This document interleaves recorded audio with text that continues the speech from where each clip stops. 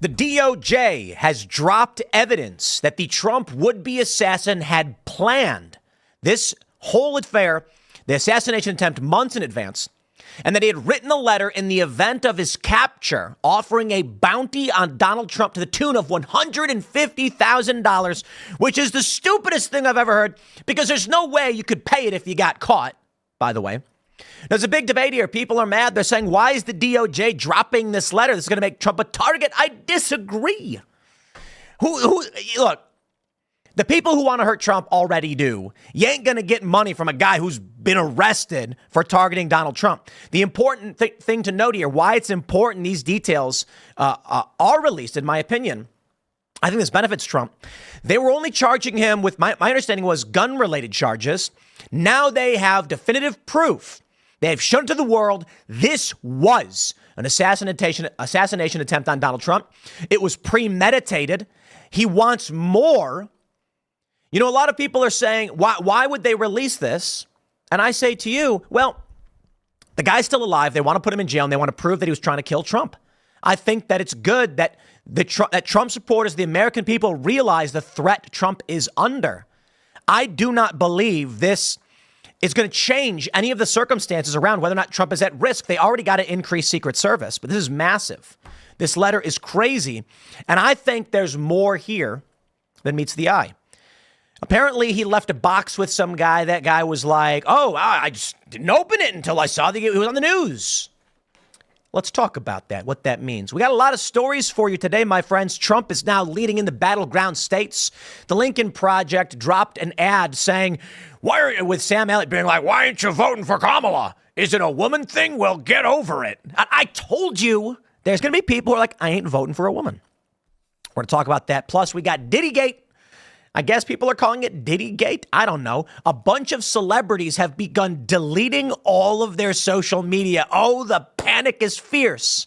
Photos showing Diddy and the celebrities that he was hanging out with. It's funny because there's a meme now of Yeonmi Park, the North Korean woman, and she was like, in America, it is so woke that there is white Epstein and black Epstein.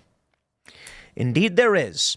But maybe Jeffrey Epstein, maybe it's Epstein and Diddy, Epstein Combs.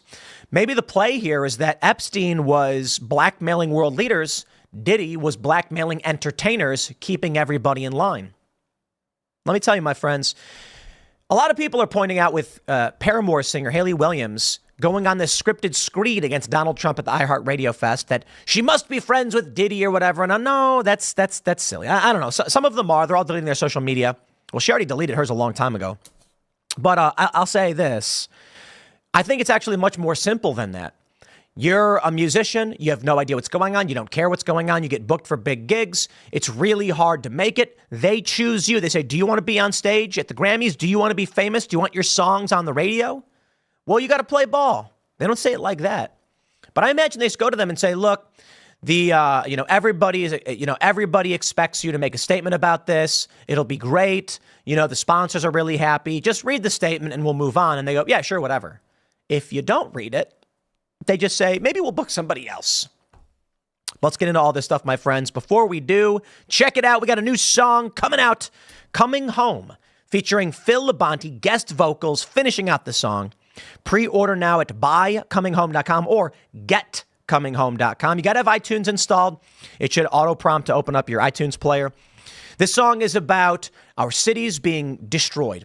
It's about the individuals coming home to find that their cities are left in ruins, decay, and we're not going to stand for it anymore.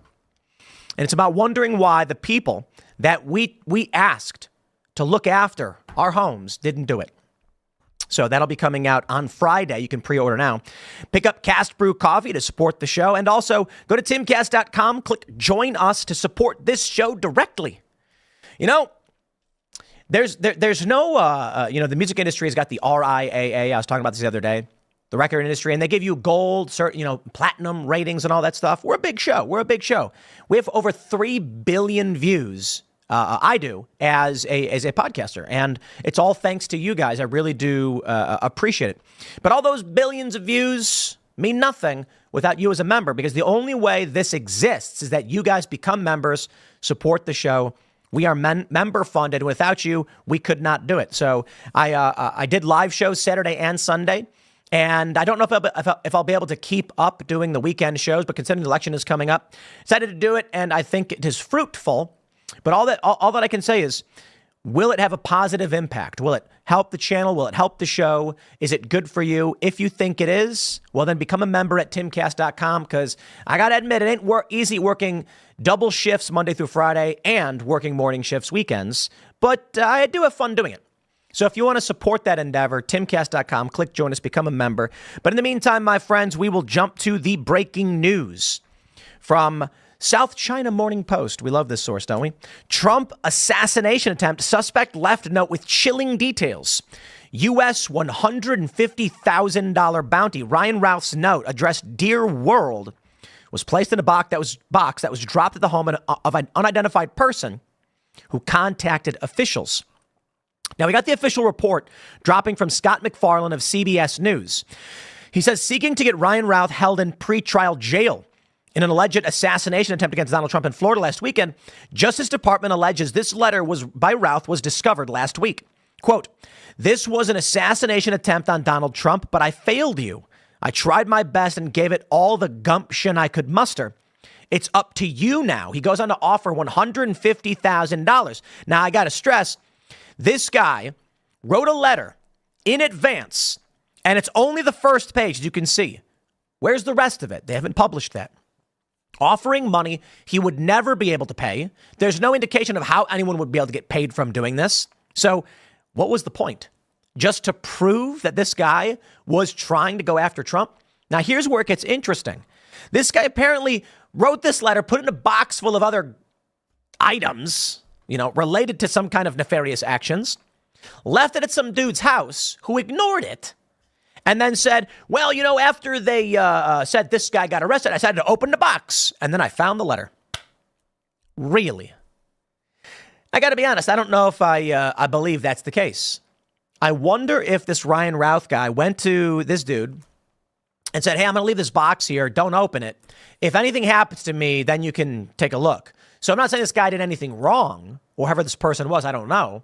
But what is the possibility that Routh said, if they get me and catch me, I want you to release this information? He wouldn't need to do that, so I don't know that this guy was involved. He could have literally said, hey, just don't open this box. I'm going to leave it here. I'll come get it. Just trust me on this one. And the guy was like, sure, okay, I guess. And then he was like, whatever, and left it in the basement. Who knows? Then once saw on the news, he went, holy crap. And this guy planned the whole thing months out. Scott McFarlane says the Justice Department says the FBI located a semi-automatic rifle with scope near where Routh was hiding near the Trump golf course. The rifle was loaded with a total of 11 rounds and had a round in the chamber. The serial number on the rifle was obliterated and unreadable. Justice Department court filings includes image of a gun and a backpack containing plates capable of stopping small arms fire. Look at this. He's got two, it looks like a backpack of some sort, but apparently he had armor hanging, strapped with duct tape. He was prepared to take incoming fire and fire back. This is crazy. Look at this. They say the backpack and shopping bag both contained plates. Subsequent preliminary ballistics testing showed the plates were capable of stopping small arms fire. The photograph below shows the obliterated serial number. Now, I wonder if he had ceramic plates. Look, the plates that I've used when I was covering conflict and crisis could withstand, I think, one single round of 7.62 or 5.56. They said once it got hit, it shatters, but it'll keep you alive. They got now, the stuff that we got is flexible ceramic plate armor, which is a series of segmented plates. There's also something that they made called Dragon Scale, where the ceramic plates that slightly overlap each other, they're smaller. That way, when one is destroyed, there's still the rest that are intact. This guy was using plates that presumably were intending for him to be able to survive at least a high-powered rifle round. But the Secret Service agents are not walking around with rifles, as far as I know. Your run-of-the-mill agents just have their sidearms. Likely, these plates would have stopped those rounds and shielded him as he opened fire on the president. Scott McFarlane says, Feds say when police stopped Routh in his Nissan last Sunday, the car had false license plates, and the FBI agents found 2 additional license plates. The agents also found 6 cell phones. One of the cell phones contained a Google search of how to travel from Palm Beach County to Mexico. Yo, this is crazy. Now, people, of course, are saying, why did they release this letter? Why did they do it? Well, we can absolutely talk about it, my friends. Julie Kelly says, DOJ memo seeking pretrial detention of Ryan Routh. It appears Routh was in West Palm Beach area and near the golf courses and Mar-a-Lago several times a month before the attempted assassination. This guy had been planning this for months. They go on to say the FBI, this is from the filing, the FBI obtained cell site records of 2 cell phones found in the Nissan Xterra. The 2 cell phones are serviced by different carriers that utilize different cell towers. The FBI analysis shows the following. Routh traveled from the Greensboro, North Carolina area to West Palm Beach Friday, August 14th, 2024. On multiple days and times from August 18th to September 15th, Routh's cell phone accessed cell towers located near Trump International and the former president's residence at Mar-a-Lago. The FBI examined the SKS rifle that was recovered from Trump International and found a latent fingerprint on a piece of tape attached to the rifle. The latent print preliminary matches Routh. The photograph below shows the rifle. She goes on to say, this sounds sketchy as hell. Routh dropped off a box to a civilian witness months before the assassination attempt, and this individual didn't open it until after the near shooting. Once again, Trump is very lucky to be alive, the filing stating. On September 18th, law enforcement was contacted by a civilian witness who stated that Routh had dropped off a box at his residence several months prior. After learning of the incident at Trump International, the witness opened the box. The witness stated the box contained ammunition, a metal pipe, miscellaneous building materials, tools, 4 phones, and various letters. One handwritten letter addressed to the world stated, among other things, that it was I'm not gonna read the quote, but basically saying he was offering up cash for anyone who would do this to Trump. And I will stress, ain't nobody going to be paying that bounty. It's not real. The witness took a photograph of the first page of the handwritten letter as shown below. Kelly says Routh clearly was an insane stalker, but also poisoned by the Biden Democrat rhino media fixation on Ukraine and the notion anyone who wants to suspend funding Zelensky is a Putin operative. And who are the names and phone numbers pertaining to Ukraine? Here's another part of the filing saying, a notebook with dozens of pages filled with names and phone numbers pertaining to Ukraine, discussions about how to join combat on behalf of Ukraine, and notes criticizing the governments of China and Russia. Chuck Calesto right here saying the letter's insane, most likely will prove intent.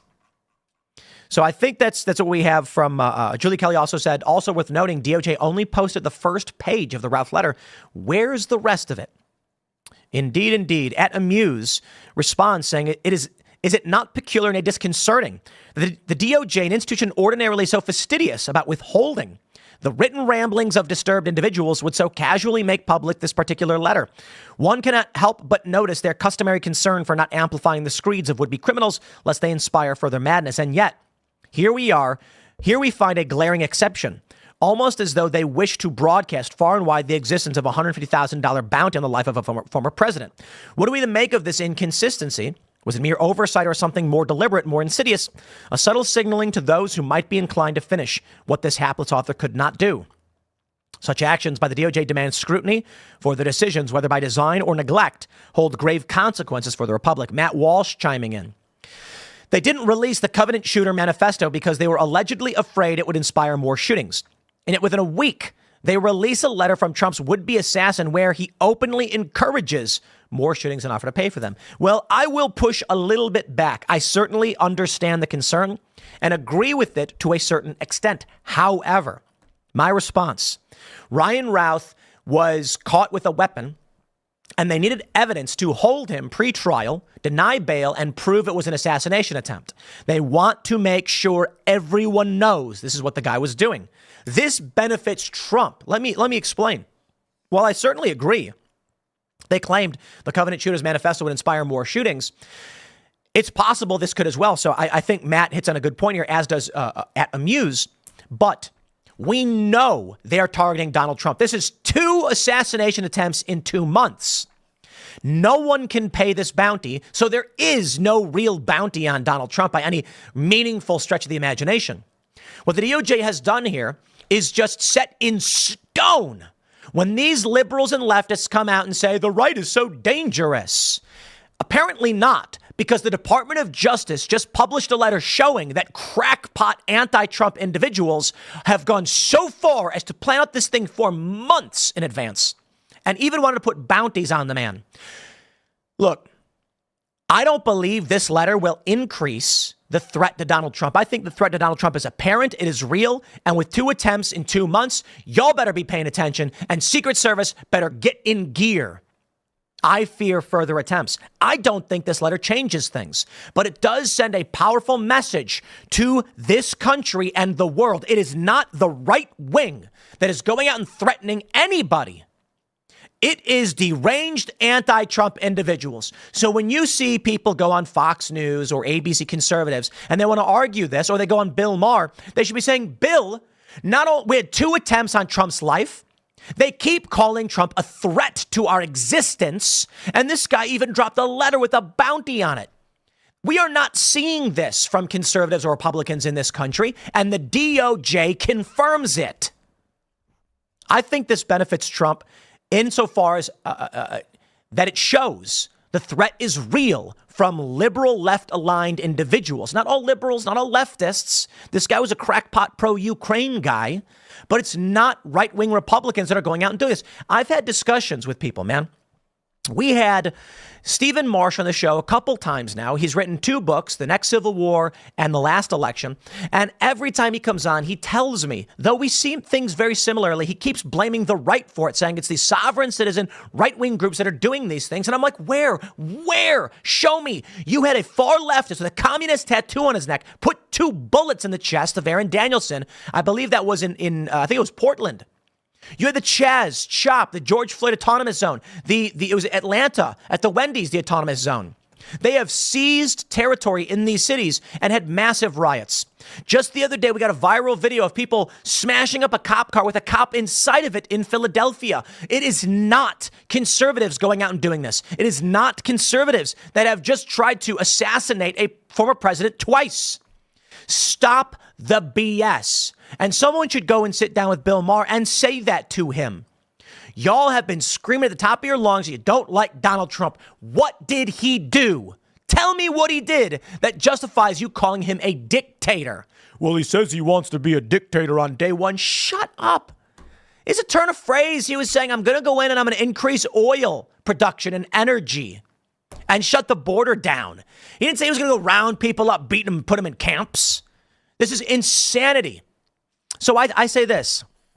I can agree with the sentiment and concern about why a letter like this could push more people to feel like there is some kind of, I don't know, collective energy against Trump. It could inspire whatever that may be. But I don't think that changes things. I think whether this letter is published or not, these people are already intent on going after Trump. You can see it in their eyes. They're nuts. That's why this guy did this. That's why we had 2 assassination attempts in 2 months. Heaven help us, please. No more. I hope Secret Service quadruples its efforts. You know, they're talking about a funding package for the Secret Service to bring on more security. Good. Protect Joe. Protect Kamala. Protect Trump. RFK Jr., even though he's not running anymore, we cannot function as a nation if this is what we are looking at. So I'll tell you, my friends, I don't think that this is bad for Trump. I don't think it's good for Trump, but I think it proves the point we need to prove. These people are insane. They are out to get the man, and it is not the right wing doing it. So a lot of people keep bringing up this narrative. I say roll with it. First of all, you're not going to change. They published it. I don't know why we need to be antagonistic when you receive something in the press that proves your point. I just sit back and I say, see, I told you so. Now I go to my liberal friends and family members. You see what the DOJ just released? Trump had a bullet graze past his head, hitting his ear, striking his ear, nearly killing him. And this guy the whole time was planning an assassination and wrote a letter and put out a bounty. The threat from the left is real. It is very real. You know, in the corporate press, they say that we were millimeters from a civil war. The New York Times says international world leaders are concerned this country could devolve into a civil war. And you know what? It's because of the left. You don't see Keir Starmer and other world leaders coming out and being like, oh, these gosh dang old sovereign citizen right-wingers and white supremacists. No, that's not it. Far left riots, cities in decay, defund the police, and assassination attempts from left-aligned individuals, liberal-aligned individuals, Democrat-aligned individuals. This is what is creating international concern. Now, we could be facing World War III, Civil War, whatever it is, my friends. We need it all to calm the F down. I don't know what I can do about that. I got to be honest. I'm just some dude on the internet reading the news. That's the reality. Of course, I've got a lot of followers and there's a degree of influence. I understand. And so I beg people, we don't want civil war. We do not want national divorce. We want this country to function. But I think there are powers that be that want it all. Why? After World War II, you got the liberal economic order. We talk about it quite a bit. The Council on Foreign Relations brags about it. You can go to their website and read about it. They said after World War II, powerful world leaders from various countries got together and decided we cannot have another world war. It's too devastating. So we're going to create the liberal economic order. Thus, you get this machine where we control, through the petrodollar, the economies of the world. The International Monetary Fund, the World Bank, the SWIFT payment system. We control the flow of cash, and we make sure war does not start again. Here's the thing. That power is waning. The petrodollar is faltering. And the liberal economic order, the children who've inherited it of these world leaders don't know how to make it function. But there's one thing they know. From the ashes of the old, they can build anew. Now, I fear not that there's a grand conspiracy for globalization or whatever. Certainly, I believe there are powerful individuals around the world who want one world government, and you basically get it with mass corporations. But I think in that line of thinking, there certainly are powerful individuals, not that they're colluding or conspiring, that know and hope if the U.S. collapses and World War III breaks out, it's a perfect opportunity to exploit to create a one world government. They made a move after World War II for the liberal economic order, global authority, but it wasn't world governance. It was light. These people are probably thinking, and again, I'm not saying they're colluding, conspiring to make it happen. I'm saying you probably got some powerful, wealthy guy looking at this being like, if it does happen, he can move in and make moves and create stronger institutions of global power. So I think there are powerful individuals that are excited for things like this, for the chaos, the conflict. And they're not going to do anything to prevent this country from collapsing.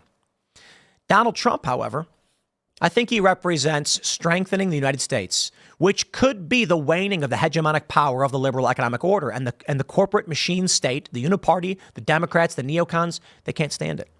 That's why they're losing their minds. That's why they're saying Trump is an existential threat. That's why they keep publishing these things, despite the fact that people are literally trying to kill the former president. It could plunge this country into chaos, but they don't care. Trump is an existential threat to their worldview of the liberal economic order or whatever it is they're trying to build. I find it worrisome, my friends, but I don't. What do we do? A lot of people talk about national divorce. They say that maybe we should have the red states and the blue states divide and it would be peaceful. I wonder if many of these people who advocate for such a thing ever actually read about the first Civil War. When the Civil War, the first one, right? The Civil War happened, 7 states did secede. And that's about it. Of course, in Fort Sumter, the Union forces didn't want to leave. I wonder what would have happened with secession had there been no conflict at Fort Sumter. If the states just said, we're not going to abide, what would the Union have done? Well, when Lincoln called in, when he conscripted and sent people down to quash the rebellion, 4 more states joined the South. The original secession was months before the inauguration of Lincoln, 7 states. That wasn't conflict. It was an attempt at what people describe as peaceful divorce, saying, we're severing ties. It can't happen. Regional conflict would erupt. The federal government would try to stop any of this, of course. You'd get the exact same thing. If any of these states tried leaving the Union or breaking it apart, the federal government's going to say, we have nuclear weapons or a military base or an Air Force base in your state, and we're not leaving. And what's the state going to do? Yeah, sure, that's fine. National divorce makes no sense. It would lead this country to ruin. China would move in, start funding some factions. Russia would assist in other factions. The BRICS nations would take over, and the U.S. will become a gas station, much like Russia is. But I can't predict these things. I don't know what happens.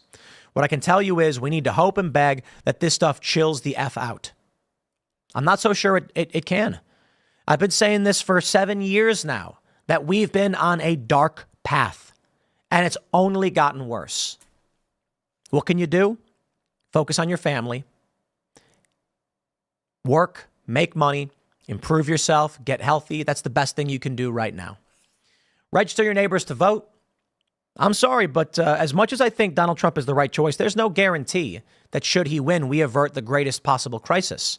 With letters like this going out, Trump's going to have to be living in a bulletproof plexiglass box to protect his life.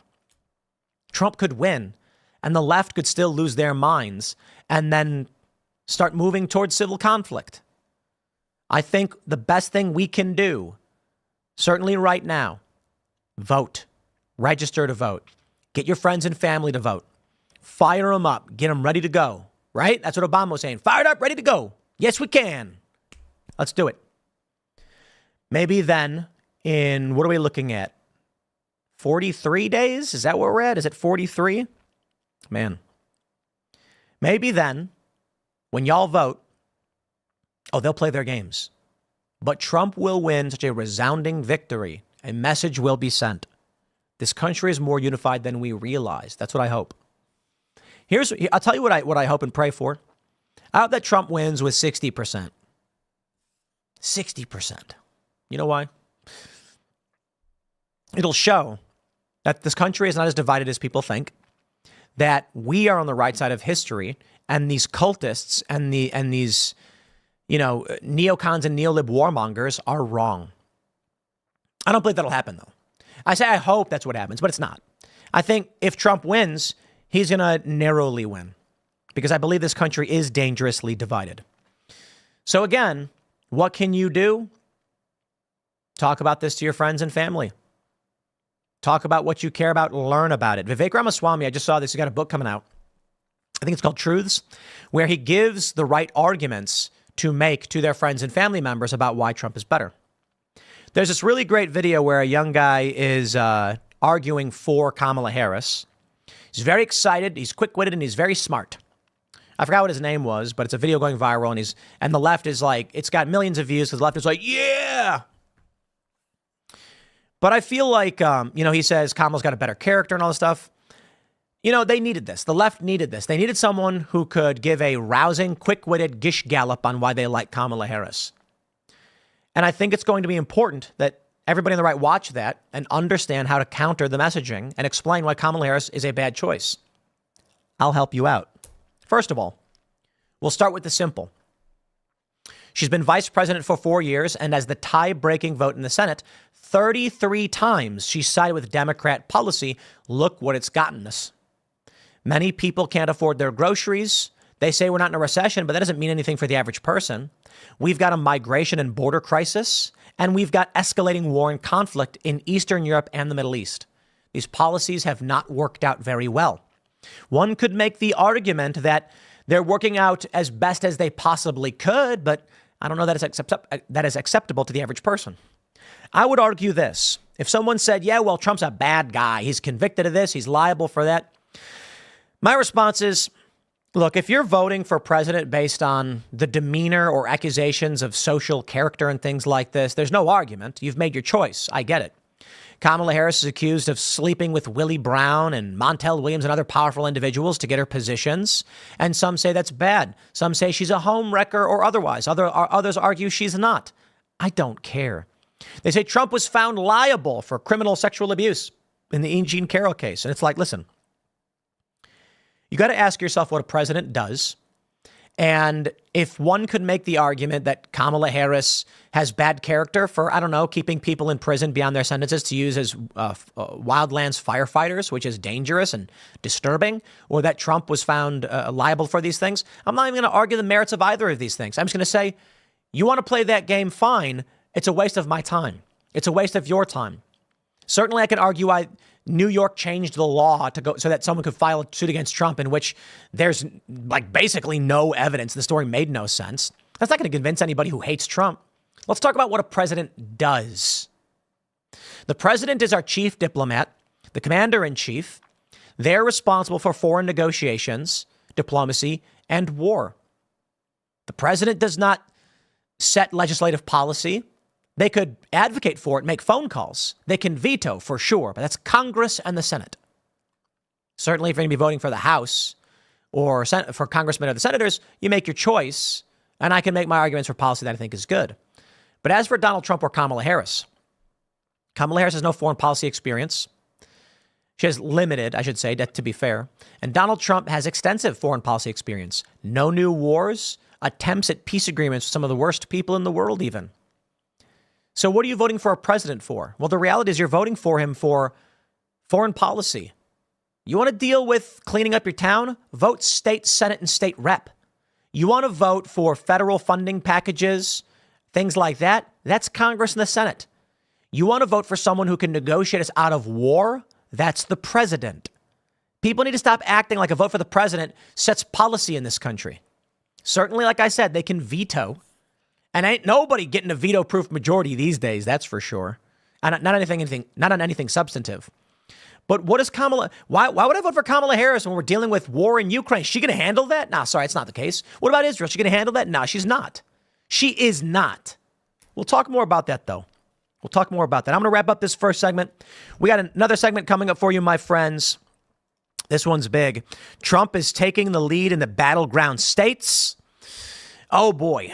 I got some news for you that suggests Trump is on the path to victory. So we'll certainly talk about that. Before we do, my friends, smash that like button. Everybody, if everybody who is watching right now smashed that like button, we'd have 25,000 likes. How about that? Probably more because these videos get like 300,000 views, but we only end up with like 20,000 likes. Come on, we could do better than that. Get your super chats in. I'm going to read some of your comments before we jump to the next segment about Donald Trump and the current state of the race. Become a member at timcast.com and check out our latest song. You can look up Timcast Music on YouTube and see the promo for Coming Home featuring Phil Labonte. This song is about, it's about coming home to find your city in ruins. And you're wondering where the people are who were supposed to watch over this while you were away. And we're not going to stand for it anymore. We'll jump to those super chats in a second, but we'll grab your super chats. We'll jump to the next story in a second. We'll grab your super chats now. UP Should says, and now the usual, if the parties were reversed. Heavens, if the parties were reversed. Mike Coyne says, first Boonies HQ member issues linking Discord, USA. BooniesHQ.com, our new skate and action sports brand. It is a separate entity from Timcast Podcasts. It's going to be a visual component, so it is separate. We're looking for, with our podcast network and personalities and hosts, your Timcast membership should be good for all of it. Boonies is an entirely separate thing, which requires much more infrastructure, and it's a totally different market, too. I don't know that it makes sense to, people who are going to sign up for politics ain't going to be signing up for skateboarding. Some overlap, don't get me wrong, but... So if you are interested in action sports, silliness, shenanigans, and otherwise, the point is to make it all silly and family friendly. BooniesHQ.com, become a member. Separate Discord. We're going to do a lot of fun things where when we have contests, the members are the judges. We do polling among members, and you guys decide who's the victor, who's the winner. We've got promos. We're going to be giving away 100 early Boonies skateboards to people who sign up, the first 100. All right. Jason Dixon says, Tim, Ian was on the Discord this weekend gaming with us. Why haven't we seen you on the Discord other than calls? Trump 2024. Work. So once the show wraps, that members only call-in show, I'm sleeping. And in the middle of the day, so once I wrap the morning show, I'm usually done with editing and everything by 1, exercise, filming for Booney stuff, other projects, then probably some paperwork, business calls. I think I had 2 or 3 business calls on Friday even. And then I have to eat. I have to eat food. And so this weekend, I was doing the show. This weekend I did the show again. No days off. I don't know. I kind of enjoyed doing it. And so I don't know. It is. Sometimes I pop in, I send messages, but I'm just super busy. That's the challenge, right? All right, let's go. Not Alan Rogers says, Tim, this Haley Williams Bender, you're on, is kind of wild. Nobody else on earth is listening to or even thinking about Paramore in 2024. In fact, that's not true, my friend. I do not talk about things that are just, insular, I suppose. When I choose stories, I choose them based on what news sources and social personalities are showing and are going viral. So typically when I pull up a video, it's because it's gone viral. There's a conversation around it, and I want to address it. So as it pertains to Paramore, I think the original post where she's reading a script at iHeartRadio Festival has like 3 to 4 million views. And a lot of people are wondering why so many individuals are coming out and saying these things. That being said, what I find interesting on the Paramore bit is that while Taylor Swift says, I like Kamala because she's for these things, these other celebrities are like, Kamala's great. Paramore comes out and says, F Donald Trump, lie, lie, lie, lie, lie. And so I find it particularly interesting. All right, let's grab a couple more before we jump to the next segment here. All right. What do we have? We'll scroll down. I can't read every single one, but I'll try to read a bit. Sam Lam C says, Tim, will you do a cover of a popular band? And can it be Depeche Mode, Enjoy the Silence? I think you'd do a friggin' great job. Is that just saying that, or Living La Vida Loca with Shims? A video of y'all eating Taco Bell? That could be funny. You know what song I really want to cover is One by Three Dog Night, which in fact, it's not even by Three Dog Night. Three Dog Night covered the song. Let me get the original artist. I knew the original artist a while ago. Yeah, Three Dog Night covered. Harry Nilsson. That's what it was. Duh. Harry Nilsson wrote the original one in 1968. It was released. Three Dog Night covered it. Three Dog Night did an amazing cover. It's one of my favorite songs ever. And we've been talking about maybe doing a cover of that or some other songs. I don't know. But I definitely think we got to do a cover. We have another song that's coming out right after this one. Probably really quickly. I don't know what we're doing for a music video. I'm fine with making it a lyric video. This song, I don't even know how to explain. It's like, I don't know, dance, punk, synth or something. I don't know genres, man. We just make songs that we feel like making. All right. Omega says Dragon Scale armor was ridiculously awful. It failed majority of testing and the glue would fail at low temperatures. It was a failure of a product. Indeed. I wonder why they don't have it anymore. Well, I have a variety of armor sets. I've got plate carriers. What is it? 4A or something? I don't know. It's been a while since I've gone through this. We've got light armor. We've got heavier armor, and we have FRAS, flexible rifle armor systems. It's hexagonally latticed ceramic plates, so that it can withstand more than one round. Those are pretty amazing things. I mean, the developments in body armor have been absolutely incredible and very interesting stuff. All right, I'll just grab one more before we jump to the next. Maybe a couple more. Adam says, Tim, Jesus is coming back soon. He is the way, the truth, and the life, and no one can go to the Father but through the Son. Believe in Jesus with your eternal life. Praying for you, brother. I really do appreciate it. I made a post, I think it was yesterday. Maybe it was today. I don't remember. God is real. It's a story of a guy who said that, and maybe I'll talk about it at the end of the show, that he woke up abruptly one day for no reason at 4 a.m. He was camping, and he just got in his car and had to drive, and he ended up finding a young woman who was severely injured, and he didn't know what to do.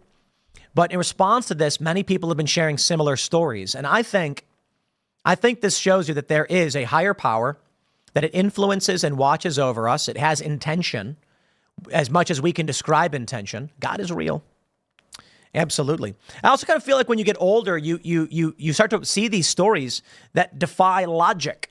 In this case, of course, the answer is, people win the lottery, chance happens. None of that explains how there are so many stories of people who say they heard a voice tell them to do something that defies logic. But we'll talk about that later, because I think that stuff's fascinating. Blazalot says Paramore started showing up more in my Spotify shuffle. Coincidence? I don't think it is. I think you've got a band that's on the outs. They've been in decline. No disrespect. I'm a fan. I like their music. Even their new stuff. It's got some fun stuff. It's not as good. I don't know. But it's good. And so they're in my playlist all the time. But you look at how Paramore as a band, their songs aren't certified anymore. They're not charting. The last song that I think they had that actually got certified platinum was Hard Times. I think it might have been platinum, might have been gold. But now all the releases they put out are just not hitting at all. So someone comes to you and says, we're going to put you back on top, we're going to make you big, but look, you got to say something about Donald Trump because we don't want people who are going to be passive in this. And they're going to be like, yeah, absolutely, no problem, please, I want to be back on top. That's the game, baby. That's the game as they play it. But let's jump to this next story. Let's roll. Ladies and gentlemen, I feel like the panic is setting in. While Donald Trump is now winning in the battleground states, the Lincoln Project is begging people to vote for a woman. Yo, this is funny. I warned about this. And the left, they get so mad. They yell at me. They say, Tim, you sexist. Me, I'm not a sexist. I'd vote for a lady Donald Trump any day. My issue is, as I brought up, I believe there are many people, probably older Democrats especially, who will not vote for a woman.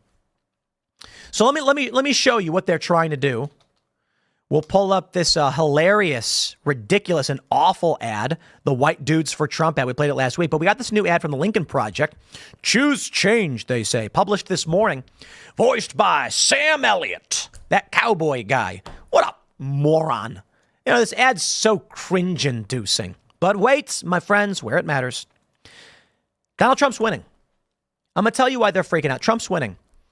And my old friend ChatGPT gives us the data. Take a look at this. I said, what was the polling bias in 2016 presidential? And it goes, blah, blah, blah. I said, what was the average estimation, overestimation?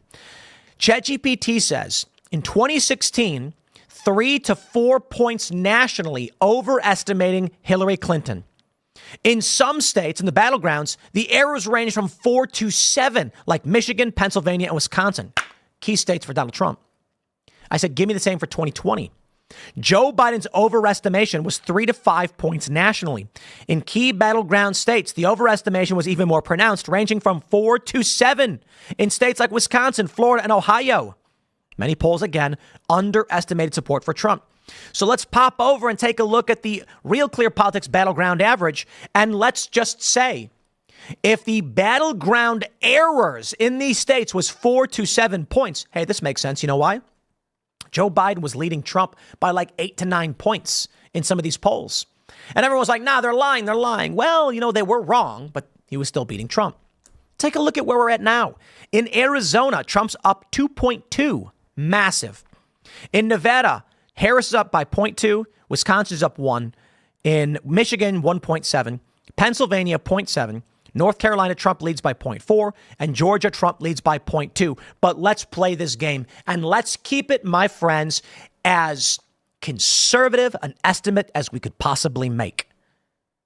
Let's entertain Trump only leading by 2 points over estimation, despite the fact that in 2016, they were off by 3 to 4. In 2020, it was 3 to 5. And in battleground states, both cycles, it was 4 to 7. That means we'd put it at 5.5 or so is what we should estimate the advantage Trump would actually have based on overestimation. I ain't gonna do that. I'm gonna say Trump's overestimation for Kamala Harris right now is only, hey, let's play a game. 2 points. Let's cut it in half. 2. Trump's up in Arizona 4. He's up in Nevada 2. He's up in Wisconsin by 1. He's up in Michigan by 0.3. Pennsylvania by 1.3. North Carolina by 2.4. Georgia by 4. If we factor in overestimation for the Democrats, because the polls have not improved. Now, Nate Silver says Harris has got the edge right now. 53.7 to win, Trump 46.0 based on these polls. And I think it's fair to point out that Nate Silver does talk about analyzing these biases. So it's fairly a toss-up, but Kamala's taken a bit of a lead. Now, one thing that's fascinating right now is there's talks in Nebraska. We got Nebraska right here with one district. Nebraska second, one electoral vote that could go Democrat despite Nebraska going red. However, there is a move in Nebraska that could make Nebraska winner take all. The Republican legislature says we're going to make the whole state winner take all. This could lead to a tie, which would be nuts. But let's talk about the real problem. The real problem. And I'll play for you the cringe-inducing ad because if I have to watch it, so do you. But we'll talk about it. I can't believe we're having this conversation again. So here we go. You know who the candidates are. You know what's at stake. One candidate promises a divided America filled with lies and hate. And one stands for change. Kamala Harris has more courage, more honor, more guts than this guy ever had. So you decide, are we really going back down that same fucking broken road, or are we moving forward towards hope, towards freedom, towards change? We know a strong middle class has always been critical to America's success. There's promise that lies in change, and the time for change is now. So what the hell are you waiting for? Because if it's the woman thing, it's time to get over that. It's time for hope, for change. It's time to be a man and vote for a woman. Be a man, vote for a woman. What are you waiting for? Because if it's the woman thing, it's time to get over that. It's time for hope, for change. It's time to be a man and vote for a woman. Oh my God. Is it, are the internals really that bad, Lincoln Project? Kamala Harris, they must be seeing that guys are like, I ain't voting for a woman. So they literally get Sam Elliott, cowboy guy, to be like, it's time to effing stand up and vote for a woman to be a man. Yeah, be a man, vote for a woman. Oh, bro. Look at this one. This one we talked about last week. This one's so good. I'm like, I mean good as in it makes you laugh at how cringe it is. Hey, white dudes. So I think we're all pretty sick of hearing how much we suck. Every time you go online, it's the same story. We're the problem. And yeah, some white dudes are. I love that. Trump and all his MAGA buddies are out there making it worse. Wait. All his MAGA buddies, those are women. I thought it was about white dudes sucking. Shouting nonsense in their stupid red hats and acting like they speak for us when they don't. All they've ever done is screw us over. But if you're not on the MAGA train, where do you go? Isn't it just swapping out one crappy option for another? Then it hit me. This isn't about picking teams. It's about who's got a plan that's gonna make life better for me and my family. So I've been doing my own research and decided to check out Kamala Harris and Tim Walz. And before you jump down my throat, they're actually talking to guys like us. No lectures, no BS. Just real solutions that protect our freedoms and help us take care of the people who matter. And honestly, I think Harris and Walz are the ones to make that happen. End of the day, you're your own man. It's your call. But if anyone gives you crap about it, tell them it's none of their damn business. You see what they do there? It's really fascinating. If anyone gives you crap about it, it's none of their damn business. Well, what they're saying is, if someone tries to convince you otherwise, plug your ears and say, get out of here. I don't want to argue about it because I saw a commercial where they said white dudes liked Kamala Harris or whatever. I got a commercial for you guys that I want to show. I think it's a much better commercial. Let me see if I can pull it up on my Twitter because I thought it was pretty good. And there's a bunch. Trump's commercials are masterfully done. And let me see if I can find this one. It was from last week, I think. Or was it from Friday? Can I find it? Oh, man. Wow. Here's a... Jeez. I'm scrolling past my ex. There's a video of Biden forgetting he's introducing the Prime Minister of India. Here we go. I got an ad for you right here. You see, while they're sitting here being like, hey, white dudes, then it hit me. You got to vote for Kamala Harris. Here's Trump's commercial. We can't afford 4 more years of this. I'm Donald Trump, and I approve this message. Okay, so it's Tim Walz literally saying at a rally, we can't afford 4 more years of this. It cuts off, because I'm sure he then said something like, of Donald Trump or whatever. But then it just goes, I'm Donald Trump, and I approve this message. And wokeness says this ad should be blasted everywhere. There's legit a commercial that is being run. I don't know if it's by Trump or for Trump or whatever that, my friends have told me about. And it's on YouTube. You may have seen it where it's Kamala Harris and she's like, the price of bread is too high. The price of gas has gone up. The cost of living. And then it just goes, I'm Donald Trump and I approve this message. It's literally just showing Tim Walz and Kamala Harris talk about how what they are doing has been bad for this country. But here's what I want to talk about right now. We've already gone over the battleground states, Nate Silver, all this stuff. Election 2024 swing state polls, Trump takes 3 states in the latest survey. So you've got a bunch of polls coming out showing Donald Trump is winning. And they got these ads. I really do think you need to factor in the ending of this ad with the Lincoln Project. To get over that. So what the hell are you waiting for? Because if it's the woman thing, it's time to get over that. The fact that they have to say that, I don't believe Kamala Harris can win this. I think the October surprise is going to need to be that Joe Biden steps down, 25th Amendment, Kamala becomes president because she needs that I'm already the president advantage to try and give her a boost. Not that I think it'll really give her much of a boost. I don't know. But I'm absolutely loving where we're currently at. And the white dudes, no BS. His mega buddies and their stupid red hats with no plan. Dude, are you kidding me, man? Look, I don't know. Maybe you're the kind of default lib guy who never talks to any of your buddies at work, hasn't been to a grocery store in 4 months. You're going to vote for Kamala Harris?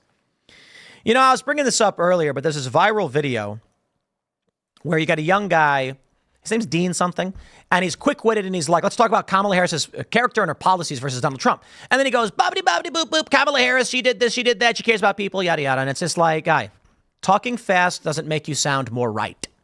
It makes you sound, to a lot of people, like you know what you're talking about, but it falls apart with even the simplest of questions and points. Now, by all means, if you want to play that game where you win a popularity contest, that's what liberals do. We can talk fast and just act like we know everything. We can say Donald Trump was falsely convicted. They changed the law in New York City to go after him. There were no victims. The banks he had worked with never lost a penny. He said, we're not victims. We want to work with Trump again. They still convicted him or found him liable for civil fraud. Sorry, not convicted. But they convicted him in this blah, blah, blah, blah. You get the point. It doesn't, in my opinion, actually, it's not substantive. And based on what I know about podcasting and sales, there is something in the Gish Gallop where you say as many things as fast as possible. So it sounds like you know what you're talking about, and it confuses your opponent, makes it more difficult for them to respond. A technique that does work. You talk fast, you sound sure of yourself, it's convincing. I used to do this in fundraising. But I think the problem with that strategy when it comes to political debate is that if someone is actually listening intently, speaking slowly and more calmly, and flicking one of the lower structural columns of the argument, and it falls apart very easily. It's a pitfall of trying to do that. Gish Gallop is basically you say a bunch of things at once in a debate. It's a debate technique. And so I find that when I'm having conversations with women, they do this a lot. Men, less so, but men still do it a lot. I notice that when I'm having conversations with women and debating, they'll try and make 5 to 10 points all at once so that you can't answer any of them. And so I often find myself saying, like, stop, you made a point, it needs to be rebutted. You can't just say 10 things at once. But this is what this guy is doing. This is how they're going to try and win this game. They don't have any real strong arguments for Kamala Harris. I'll tell you this. Let's talk about Kamala's character. She's accused of, she's not a family person. So that is a big deal. I'm not saying it's a bad thing to, be single or whatever, marry a guy and then have stepkids, but she is not a traditional family mom or anything like that. That's always been a big deal for politicians. They always try to make sure that you're married. This is a big deal for Tim Scott, who announced that he was going to be marrying his longtime girlfriend. And they said, are you just doing this because you want to be VP? Media actually asked that. So Kamala Harris has questionable morals and character. She's accused of keeping people in prison beyond their terms to use for cheap labor to force them to fight wildfires. She's accused of keeping someone on death row with exculpatory evidence, which is terrifying. She's accused of having affairs with individuals or trying to sleep her way to the top. By all means, you can say it's all accusations. Then they come out and they say, well, Donald Trump was found liable in a court of law. Doesn't matter. It's not a convincing argument because they changed the law to make something like that possible, which is strange. Not to mention it's a 30-year-old accusation. So if you want to say there's accusations against Trump and Kamala, then I'm just saying we're wasting our time on this one. Let's talk about policy. What policies does Kamala have? Honest question. Go. That's right. None. You can talk about things she's proposed recently.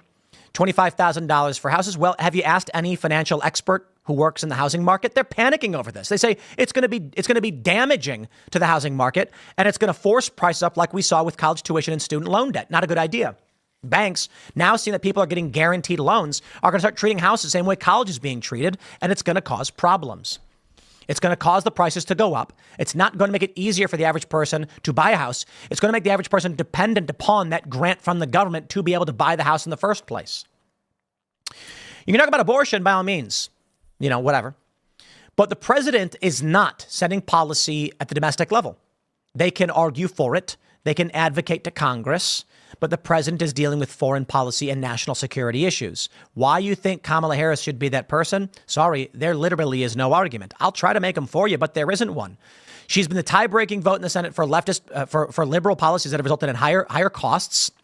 Rent has gone way up. How are they acting like in this White Dudes for Kamala commercial? It says notice of eviction right here. Yeah, under Biden-Harris, rents have gone up. The old apartment that I used to have in New York that was $1,900 is now $32. I'm like, man, it's been like 7 years. I guess it's a long time. $3,200. How does anybody afford that? Wages haven't gone up.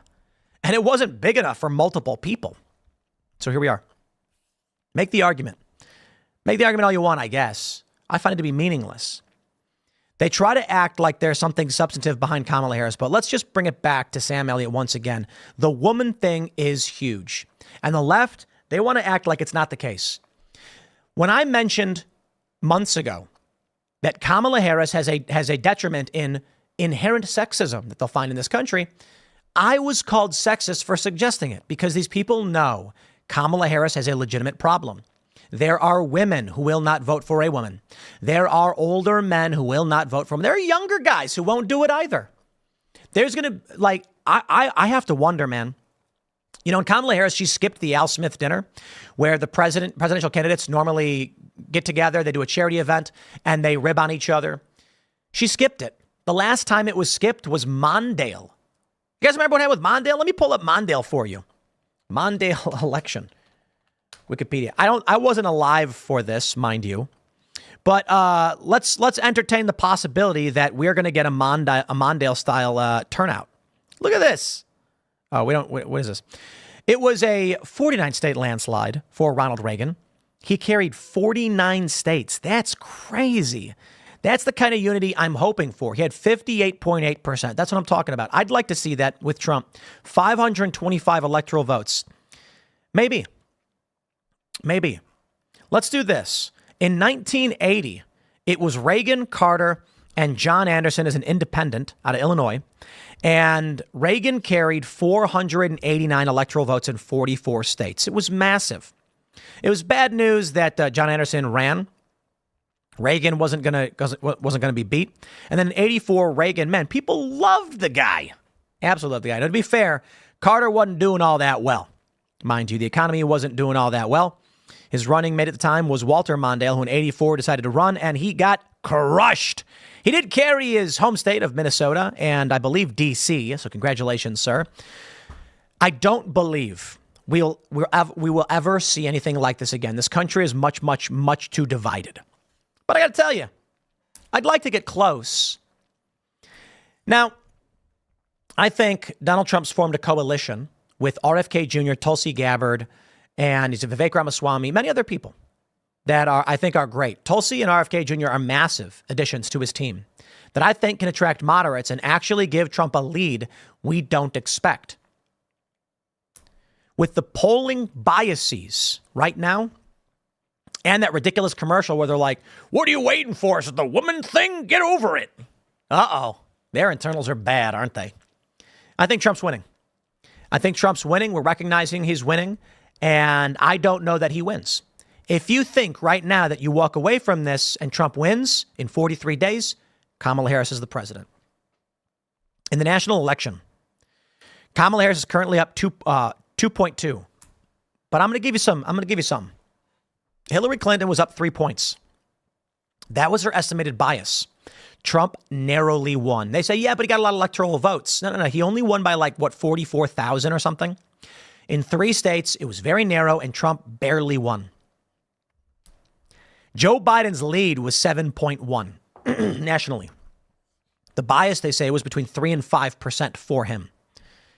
As of September 23rd, 2020, Biden was up nationally 7.1 to Hillary Clinton's 3.0. And today, Harris is up 2.2. If we assume a national bias of 3 points, Trump is winning the national popular vote by 0.8. There's no guarantees. There's only, are you willing to do the work? Because I tell you this, that shadow campaign is no joke. So what do? Do you sit back and say, how are we supposed to win in the face of a shadow campaign, Tim? It's impossible. No, it's not. I'm telling you right now. Nothing substantive has changed with these polls. Same people are running them. 2016, 2020, today. The bias was 3 to 4 or 3 in 2016, 3 to 5 in 2020. Assuming it remains the same, Trump and Harris are neck and neck. And that means you need to do the work. Knock on doors, talk to your friends, get involved. See what Scott Pressler's got going on, because that guy's registering people to vote like crazy. And that's the game plan. Republicans need serious ground game in order to win this one, because it can't just be the presidency. Trump has to win, and the Republicans have to take the House and the Senate, or else they will impeach Donald Trump in 2 seconds. We'll see, man. Should be fun. Smash that like button, subscribe to this channel, share the show right now with everyone you know. Take that URL, share it. Share this video. It really does help the show. I appreciate all your support. Go to timcast.com, become a member and support us directly. GetComingHome.com, the new song. You need iTunes to pre-order, but it'll be up Friday. We're going to go to Super Chats. The next segment will be coming up at 4 p.m. on this channel. Thanks for hanging out, and we will see you all then. But for the rest of you, we got your Super Chats, but I will say to all of you right now, everybody watching, if all of you smashed the like button and shared this video on your Facebook, on your X account, this would be the biggest news show in the world. No, for real, though. I mean, 28,000 people watching. It's not as big as Timcast IRL. Timcast IRL does like double those numbers. People like the conversations better. Late night's easier. But if 28,000 people shared this all at once, we'd have a trend. We'd be trending on X. If every single person posted this and said, come hang out, Tim Pool, Timcast News would be trending. It'd be huge. So it's really just an issue of, I don't know, is it actually worth sharing? Maybe you like the show, but you don't want to share it. I can respect that. Maybe I don't deserve to be the biggest news show in the world. Huh? How about that? I don't know. What do I know? I'm just going to keep doing my thing. So I appreciate you guys hanging out and being members, smashing the like button. Let's grab some Super Chats. Chris Robinson says, honest question. Last 2 weekends watching football on YouTube Sunday Ticket, I saw one Harris video each game. I've had to see a Trump video. Even my normie dad asked this weekend why there was no Trump ads, just YouTube. Serious question. I don't believe. I'm gonna tell you guys a secret. Let's nuke this and see what's going on next. We're gonna talk about Am I Racist? The top doc in 20 years. Shout out to Matt Walsh. I'm gonna tell you guys a secret. As of right now, what we should be seeing in the media industry is ad rates that are blowing the pants off our numbers. In 2020, ad rates were insane. We didn't even have a member program.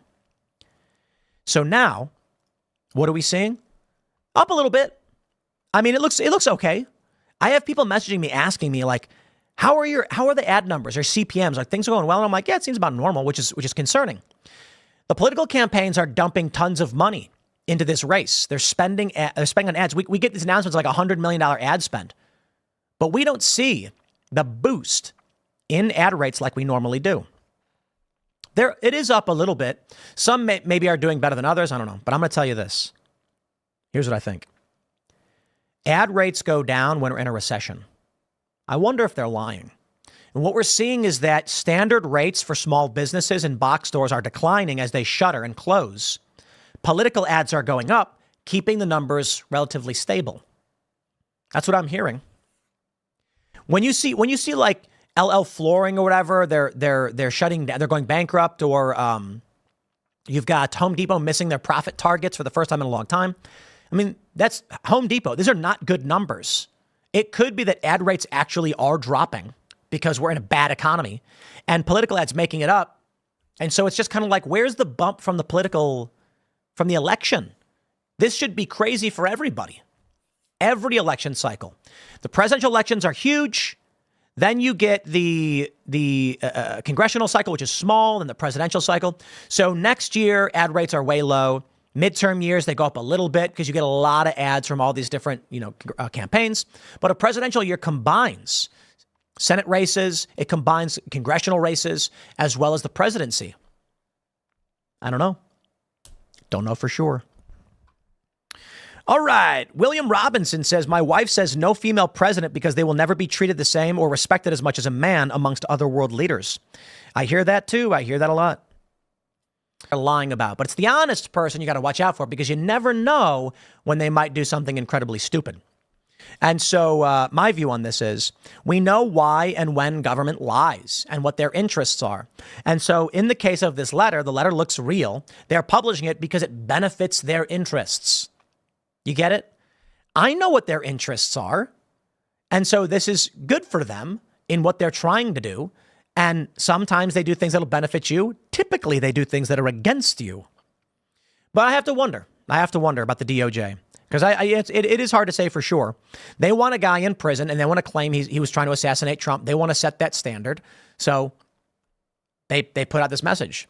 Ask yourself who benefits from all of this. Certainly there's no one who can pay that bounty. For those that are wondering, whenever there's a weird jump in the show, it's because YouTube is crashing. We've got backups upon backups. So a lot of people will say like, F in chat, the stream went down. Not us. Nothing I can do about it. That's on YouTube's end. So we've got multiple internet backups so that it always fail safes. And we have settings to prevent skipping. But if the stream freezes on YouTube, it's because something happened on YouTube's end. Can't really say much. Sorry, guys. It is what it is. All right, we'll grab one more super chat.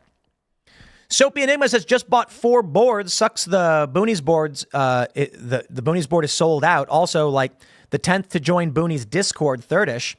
Really? I didn't, we're selling the boards, huh? Here we go. I mean, it's all live. I definitely should be promoting this stuff. First 100 members at boonieshq.com will get a free limited edition deck. These decks have original art that we have since changed and redesigned. And so you can see there are very many. Step on Sneck and find out. We got a bunch of great videos. We're working. Here's the store. Shop.boonieshq.com. I'm going to click shop. Check it out. Step on Sneck. Boonies team model. Oh, the boobies. The boobies sport. I didn't even know that we made this. Shout out. We got a couple more boards coming out. Special Mike and Johnny Haynes will have their boards being published very soon. So for now, you got Tim Pool, you got Taylor Silverman, Mr. Bokus, the Step on Sneck board. I can't believe, wow, we sold out of the boobies board? Look at this one. Okay, that's pretty good. I didn't know that we made this one. Shout out to the Boonies team on their ridiculous designs. Go to shop.boonieshq.com. And I got to tell you, pick up your Step on Sneck and find out skateboards while you still can. I imagine these are going to sell out instantly. When we launched this shirt, we sold like 10,000 of them, like some ridiculous number of shirts. And you get the little Sneck on it. Step on Sneck and find out. That's a classic. So, what do we got? 775, 8s, 825, and 8.5. They're all still in stock. That's pretty wild. The boobies. That's a pretty good one. I didn't know about that one. We got more coming, and the website is new. What we're going to be doing for members at Boonies HQ, it's skate, comedy, silly shenanigans, family friendly. The general idea is this is more for younger people. Timcast membership. Our key market, like the average viewer is like 33, I think. So it's between 25 and like 45 or something. Or was it 25 and 54? We hit the key demo with like early 30s and late 20s being the higher end. And we do have the next higher end, of course, is people around our age. Boonies we're going to be targeting for our younger generation to get them inspired in skateboarding. But those Step on Sneck and Find Out boards, those are my favorite. And actually, there's one right there behind me. But yeah, check it out. Check it out. Very cool. Very cool. Very cool. I didn't even realize we had the boobies. Look at me. I don't even know what's going on with the team and they're running the show over here, huh? Running the show over here. We'll grab one more super chat before we talk about the record-breaking film Am I Racist? I am so excited and so optimistic. With all the news we're seeing, man, this one should light a fire under you. The work being done in this space, we are winning. But let me grab another super chat. Gunface says, Tim, Bidenomics is working. It is designed to cripple everyday Americans and make them dependent on their new god called government. Yes. All right, here we go, ladies and gentlemen. I'd like to start off by giving Matt Walsh a round of applause. How Am I Racist scored the top political doc opening in 20 years by duping DEI gurus. Conservative provocateur Matt Walsh's film came out of nowhere to gross $4.5 million in its nationwide box office debut over the September 13th to 15th weekend, a huge sum for a nonfiction feature. Bravo. If you have not seen it, you need to see it. They've already, I think their current gross box office is $9 million on a $3 million budget. This movie is masterfully done. It mocks and destroys the DEI race grifters, and it does it without being overtly political. So, my friends, let me tell you, we had to chat with Matt Walsh last week. It was amazing. I've made documentaries. I've made many. And even Timcast.com has a couple that are available on the website for members. Lauren Southern, and we got one on called Game of Money. And, when I was watching this film, I could see what it took to make it. And I could see the things they had to have done, and it was a feat. Not only were they making an excellent piece of activism, not overtly, however, it was political, but it wasn't overtly political. It's just a comedy. They were navigating a maze as they produced it because they did not know what they were going to get out of these interviews. And after they do, they have to go back and be like, okay, does this fit the overall story? So they had a general idea of what they want to do, of course. But you go and do an interview with one of these grifters, and what's going to happen when they give you a curveball, like they actually pay reparations to a black producer on the spot. Shout out to the Daily Wire and Matt Walsh for this one. We also have this is really funny. Fans photobomb ESPN's College Game Day with cutouts of Matt Walsh character in anti-DEI film Am I Racist? What is this? I have to wonder if this was a publicity stunt by the Daily Wire team. I don't know, man. Do you think that these people were just like, let's go print out a massive Matt Walsh face and just bounce it up and down? Well, they did. And I got to tell you, the Daily Wire has hit a grand slam with this one. I don't know that this is a publicity stunt that they planned, but they hit a grand slam with this. As of right now, the tomato meter is at 73%, but take a look at the reviews. Most of the reviews are good. There are these 3 bad ones where 2 of them aren't even good reviews. It didn't make me laugh very much. Half-formed at best. Spare me. Jesse Gender. Now, here's where you know it's rigged. Jesse Gender YouTube channel did a review of the film. So did I. My review got 500,000 views. I talked about it being a masterpiece. I got over 1 million subscribers. How come no Tim Pool listed in this reviews of the film? Didn't think so. Because the game is rigged. They're going to put people in there because they want it not to be as big as it really is. But look at this. 73%, 98% popcorn meter. Hollywood Reporter finally dives in. They say, decolonize yourself.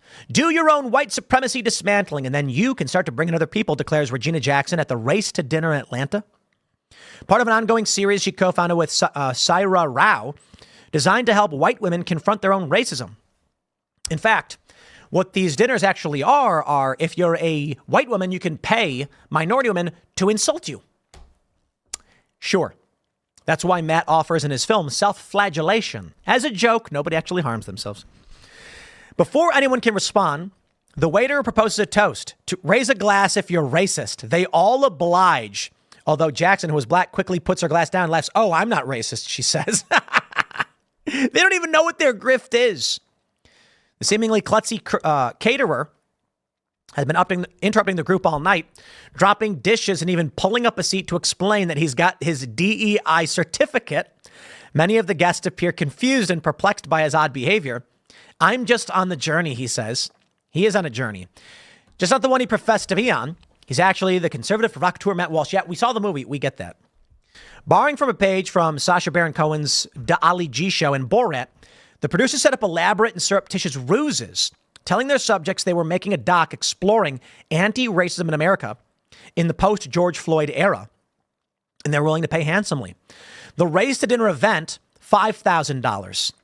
The mother of two small black girls snubbed by a Sesame Street character at a theme park, $50,000 to participate in the doc. It isn't uncommon for experts on other subjects to be paid in such instances, but the boundaries have loosened in the era of streaming and the endless demand for nonfiction content. Their tactics have worked to create a surprise hit. Over the September 13th, 15th weekend, Am I Racist?, fueled by conservative media goers in cities like Nashville, Denver, Phoenix, Dallas, and Meridian, a suburb of Boise, Idaho, seemingly came out of nowhere to gross $4.5 million from 1,500 screens. The top opening for a political documentary since Fahrenheit 9/11 2 decades ago in 2004. The movie shot up the chart to number 4 and did almost double the business of Dave Bautista's action thriller, The Killer's Game. The picture has clearly hit a nerve, says one major Hollywood studio exec. Kudos to them for marketing to the correct audience. One detractor, however, notes that many conservative-leaning movies have done more business of late, including the Ronald Reagan biopic, Reagan. The Dennis Quaid starrer opened to $7.6 million. Am I Racist is showing no signs of slowing down and spotted a cumulative north of $6.5 million by Thursday. It is coming at number 3 or number 4 every day this week and is adding dozens of theaters daily. As of Friday, it is playing in 1,600 theaters. It's doing best in the South, Midwest, and Central Mountain states.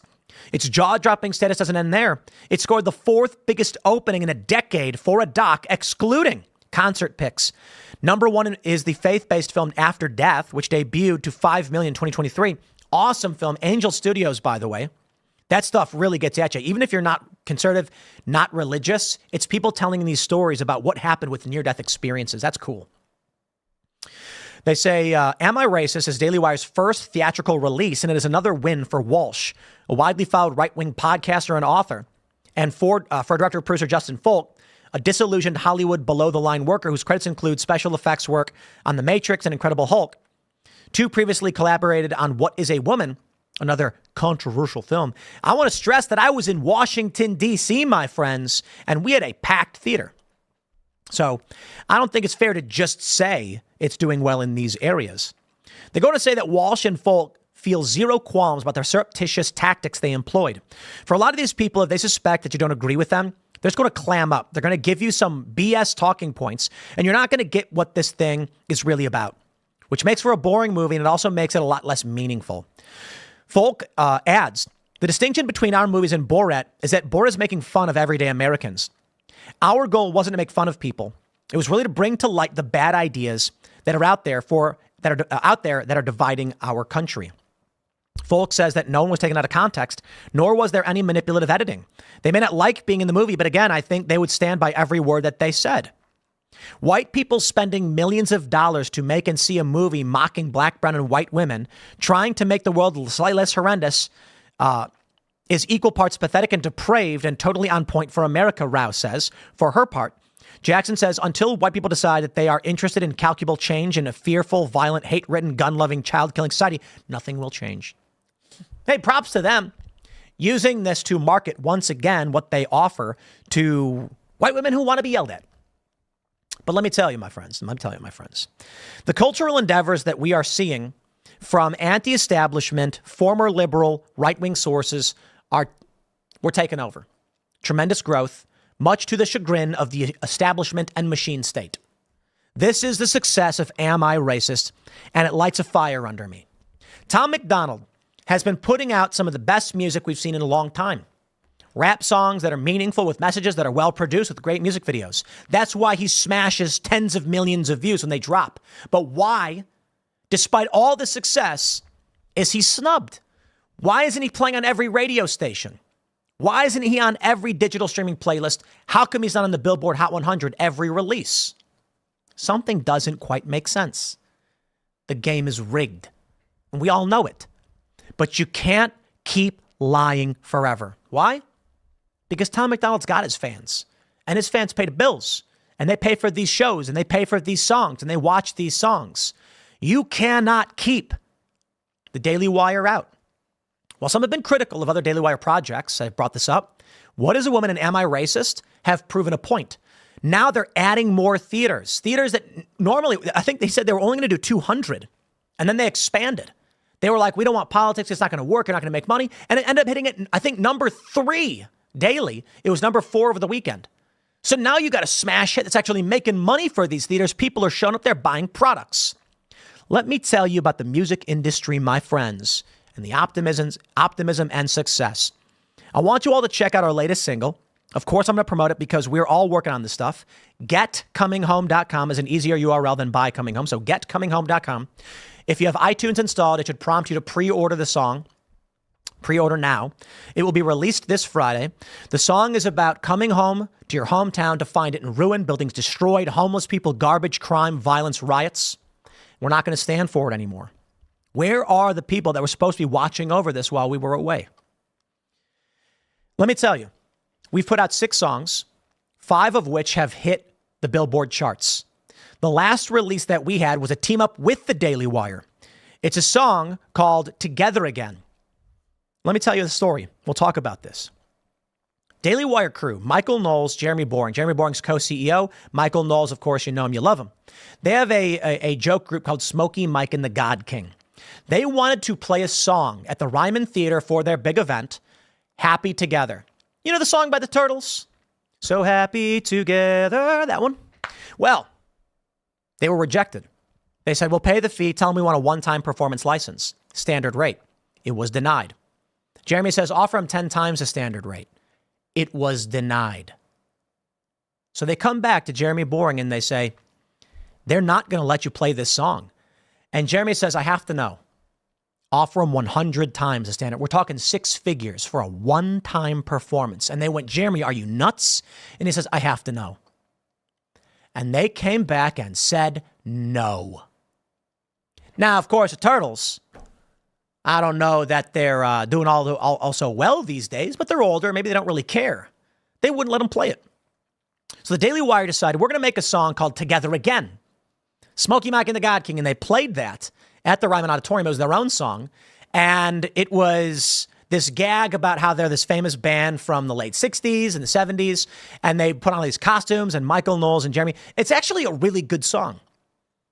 Well, after we got the same kind of snubbing and with the industry that they did to Am I Racist, and the same thing had happened to Tom McDonald over and over again. They do this to him all the time. I had an idea. I was like, why don't we make a pop song called Is This What You Want? Where it's innuendo, where we're basically making a garbage club song. And the real message is like, the song is about a guy saying, is this what you want to a woman? But we're really saying it to the industry. Like, is this the kind of music you want? And I was like, no, I got a better idea. Let's make a pop version of Together Again in a modern style and do this as a double FU. Teamed up with the Daily Wire, called them. It was like a year of work on this project in the back burner.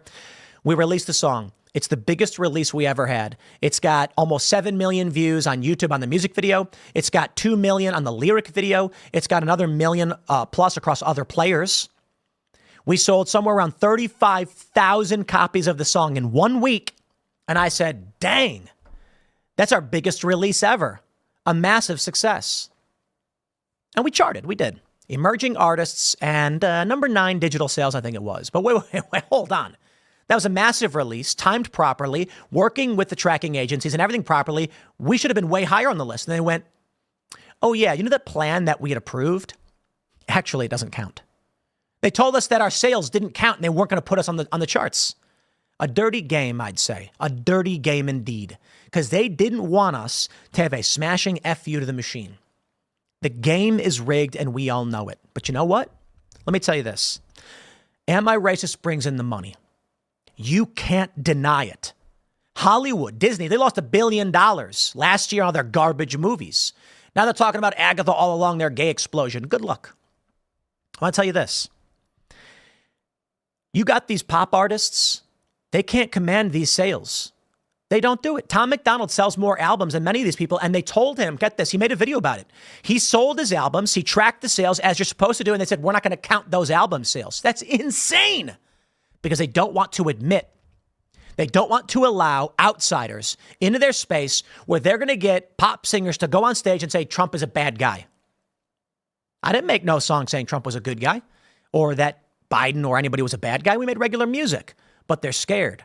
Because if we get a foothold in cultural industries like Matt Walsh, Tom McDonald, or the success we've had on Billboard, sooner or later, They know they're not going to be able to go to Tom and say, we know you're playing at the Grammys and you're the biggest selling artist in the country. Can you say Trump sucks? You're going to be like, nah, I like Trump. And they're going to go, damn. They won't let it happen. And so they're changing the rules every day. What counts towards charting? What is a legitimate sale? What counts as a real movie? Why they won't review it? They don't want to give it attention. So we got a new song coming out. I don't think it'll be as big as Together Again, because that was a pop song I think people really liked. But I think it's a good song. And we're going to keep making cultural endeavors, and we're going to challenge the machine state, and we're going to push back. With your support, my friends, we ain't going to back down. Now, for us, Trash House Records, we do need new artists. And I think that's something we should definitely be focusing on. But it's a challenge because you don't make a lot of money releasing these songs. I think we're definitely in the red on all the music projects because we're trying to, get the ball rolling. Granted, we make money. Don't get me wrong. The songs to generate revenue. We wouldn't be doing it if it wasn't actually a viable business. But for Matt Walsh, he just made $9 million off this movie in a week and a half. So if you haven't seen it, I recommend you see this movie. They're adding new theaters. It's amazing. Smash that like button, subscribe to this channel, share the show with your friends. We got more segments coming up. What do we have lined up next? Oh boy. Maybe I should have done this one first. This one's Diddygate. Celebrities are purging their accounts. It's the perfect segue, mind you. We're talking about how the industry is rigged, and now the celebrities and rock stars are panicking. Become a member at timcast.com to support our work. Follow me on X. Share the show. Share this video if you do like it.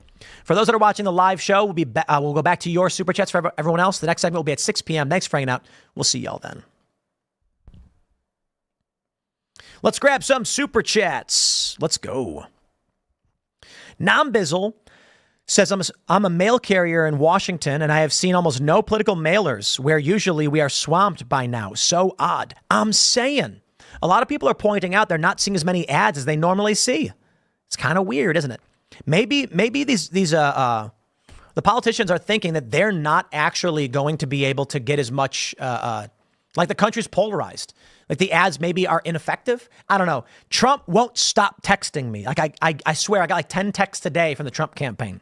It's like, dude, I already donated the maximum after they tried to kill you. I can't give you any more. So just, got to text me. All right. What have we now? Bubba says, why is no one talking about the Port Dock Worker Union is about to go on strike October 1st? We'll shut the East Coast shipping down. It's going to get crazy, man. I think we briefly mentioned it on IRL, but we didn't do a full segment on it. Pickle for Sanity says, Tim, I spent the last year and a half writing a fantasy novel about a similar theme to your song. Father and son return from an emergency trade mission to find their home is conquered by an evil kingdom. I've been dropping teasers on Fridays. Oh, very cool. That's great analogy. You know what I mean? You come home to find the evil emperor has taken over. Here's a story for you. A bunch of the Royal Legion cavalry of the ancient order are tasked by the king on a sacred quest. They go off to protect the outskirts of the kingdom in the far reaches that have been threatened by barbarian hordes. And they do, saving the people. But it's a great and arduous journey that lasts several months. They battle for several months before returning in victory, flying their banner. But upon returning, the king's throne has been usurped. An evil witch has taken over the kingdom, and her plans have turned the kingdom and the king and the capital into a ruin of violence, homelessness, defecation, and she's raised a cult army to protect this kingdom. There you go. What do these great knights do indeed? How do they win back their home and restore the throne to its rightful king? There's a story. Basically the same thing, I guess, right? All right. Soapy Enigma says, I'll rephrase my question. Do you have people still working on that video game? No. We had 2 working formats of the video game, and it never got done because I'm going to be honest with you guys. If I'm not making it happen, then usually things don't get done. But a lot of stuff gets done now that we have better people. But it's like a while ago. I'm going to take a drink of my delicious raspberry lime. Raspberry lime, that's what we're rocking today, Spindrift. So I believe we are releasing the video game code open source to our members so that you can pick it up. And it's an open source game then. The original version was using the art style of Freedom Tunes. It was a King of the Hill game where you climb to the top of a tower and you do battle with weapons, and it was pretty fun. We then inverted it and turned it into a top-down, coming down from the top of a building to the bottom, single-player or multiplayer roguelike.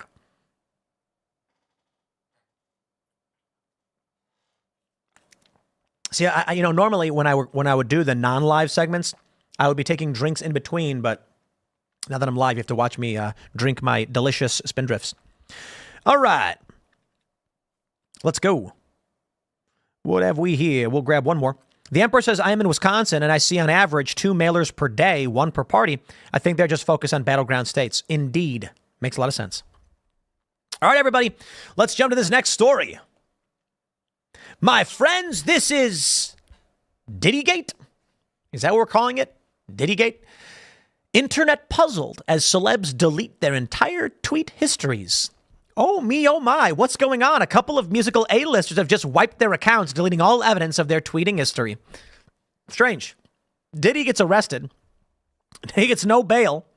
And then all of a sudden, fans were puzzled after Usher deleted his entire X, formerly Twitter, days after his close friend and mentor, Diddy, was arrested and charged with sex trafficking.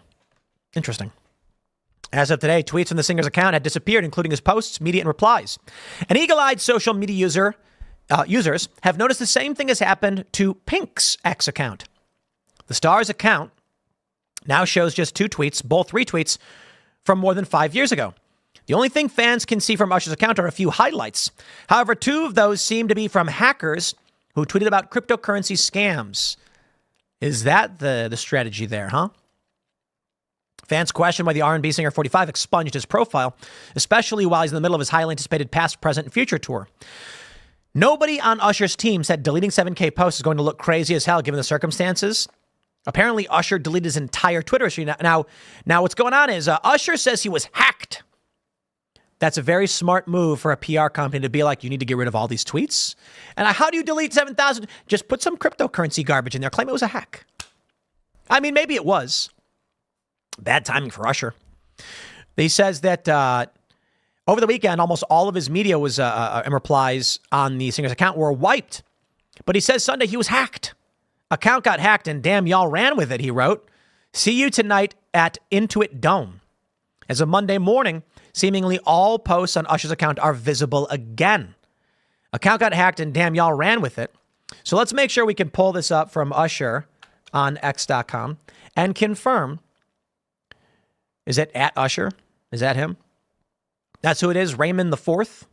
Are his posts back? Looks like they restored them all. Is it possible to actually restore? Oh, they got him back. You see? Look at that. Look at that. You got his old post on the 15th. So, a lot of people are pointing this stuff out. But I got to wonder. Let's check Pink. Pink X account. Did she also get hacked? Let's see. Let's see if it was all restored. Nope. What is this? Man, that's just weird, isn't it? 30 million followers. I think Pink is just not very good, to be completely honest. I don't know much about her. I got no beef. People like Pink, I guess. I don't know. I find her music to be a little generic. I'm not trying to be mean or disrespectful. It's just very poppy. And maybe it's a good thing, and she goes for that. And again, obviously she's a rock star, and she's successful, so good for her. I'm just saying, it's not my cup of tea. What are the Diddy tapes that left police labeling Sean Combs as bad as Epstein? I love this meme where it's like, America is so woke, we have white Epstein and black Epstein. Indeed. Sean Diddy Combs, 54, is being held at Brooklyn's Metropolitan Detention Center, where he is said to be on suicide watch. They're doing it again. Yo, this is from this morning. They're doing it again. Epstein gets arrested. They put him in lockup, deny bail, and then say, oh, he's on suicide watch. Now they're doing the same thing to Diddy. Dude, conspiracy time. Okay, Epstein, the conspiracy is he is working for a shadow cabal. He's bringing in powerful world leaders and blackmailing them while engaging in trafficking. The play is You invite a guy on your plane and say, hey, you want to fly with me to, hey, I got my private jet leaving here. We're going to New York. Do you want to fly? And they go, yeah, sure. That sounds fun. Who wouldn't want to fly in a private jet? It's a real nice one. We got a Gulfstream or something like that, right? They're big. World leader, politician, corporate exec gets on it. While he's on this plane, there's a beautiful young woman. And he's like, meet so-and-so. What do you do? She's like, well, I'm in college and I'm doing this and I'm working. Oh, very cool. And Epstein's like, go for it. And these dudes go for it. And then what happens is, after they do, Epstein looks at his watch and says, okay, she's 16, you're on camera, and I own you now. And the person just starts sweating bullets like, what just happened? And he's like, we own you now. That's the conspiracy theory. What if Diddy was the exact same thing, but for the entertainment industry? He brings these people in. He says, come to my house. He secretly films them. He gets it and he says, I own you now. You will do what we say. Could it be that when these celebrities come out and they say that Trump is evil, he's so bad, it's because they go to them and they say, look, we got you on camera. And think about it this way. It might not even be anything as crazy as, let me put it like this. Let's say Epstein brings a guy on a plane and they got a young woman there. And the guy says, I can't, I'm married. You please get away from me. And then Epstein's like, oh, yeah, no, sorry. I mean, didn't mean anything by it. You want some blow? And then the politician's like, that doesn't matter to me. And now they got you on camera doing drugs. There are a lot of celebrities you might be able to look at and say, I don't think this person was involved in any kind of trafficking or whatever, but they can get you in compromising positions. For a lot of these female celebrities, they may be doing things that are embarrassing as like maybe they're hooking up with a guy. It's totally consensual, but it's still bad for them. You guys remember when Jennifer Lawrence got hacked and they published all that stuff she had on her phone? Yo, she had stuff on her phone that I don't know why you'd be filming, but it was her and the guy she was into, and they were, engaging in adult activities. And she filmed it. Someone hacked her iCloud and they published, not just her, but many other people. What was this called? Like there's some big scandal. And all that stuff was plastered everywhere. I feel bad for her, man. It's brutal. She said she didn't know if her career was over because of what had happened. So, she seems nice. I don't know. I'm trying to rag on her and bring up bad memories or whatever, but this stuff happens. So when you get these female celebrities, they could be like at a party with some dude and they secretly film them and say, what do you think the world's going to think when we publish this video of you getting down with that guy? I wonder, and maybe that's the case, that Diddy was just like Epstein, but for the entertainment industry.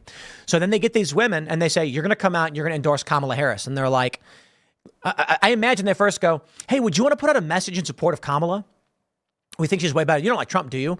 And they might be like, I don't really want to do it. Then they probably get pushy and say, look, we're going to need you to do this, okay? And they say, look, I'm not endorsing someone. Then they're going to say, if you don't endorse them, I don't know that we can book you again. And then when they go, look, I ain't doing it, don't book me then, they go, I have a video of you in a compromising position. Do the message now or else. First you try the honey, then you try the stick. Carrot versus stick. Disgraced rapper P. Diddy is as bad as Epstein, according to a police officer who has visited the sex rooms packed full of bondage gear and hidden cameras where the Diddy tapes were recorded. They say Manhattan magistrate Judge Robin Tarnofsky made the ruling after almost a 2-hour-long hearing where prosecutors and the musician's lawyer argued on whether he should be jailed until he faces trial. It is now claimed the sordid sex sessions with the either barely legal or barely illegal women, and that he had rooms in his Miami mansion that were clearly dedicated to sex with cameras all around. It has been alleged that the often days-long, let's just call them adult parties, described as freak-offs, saw drugged-up victims forced to, do adult things with male prostitutes. Holy crap, dude. A police source reportedly told the New York Post that Diddy would often watch the romps from another room. He also was able to watch the action remotely on his phone, cast it onto a TV in another part of the house. He didn't have to be in the room when it was happening, although he frequently was. Jeez.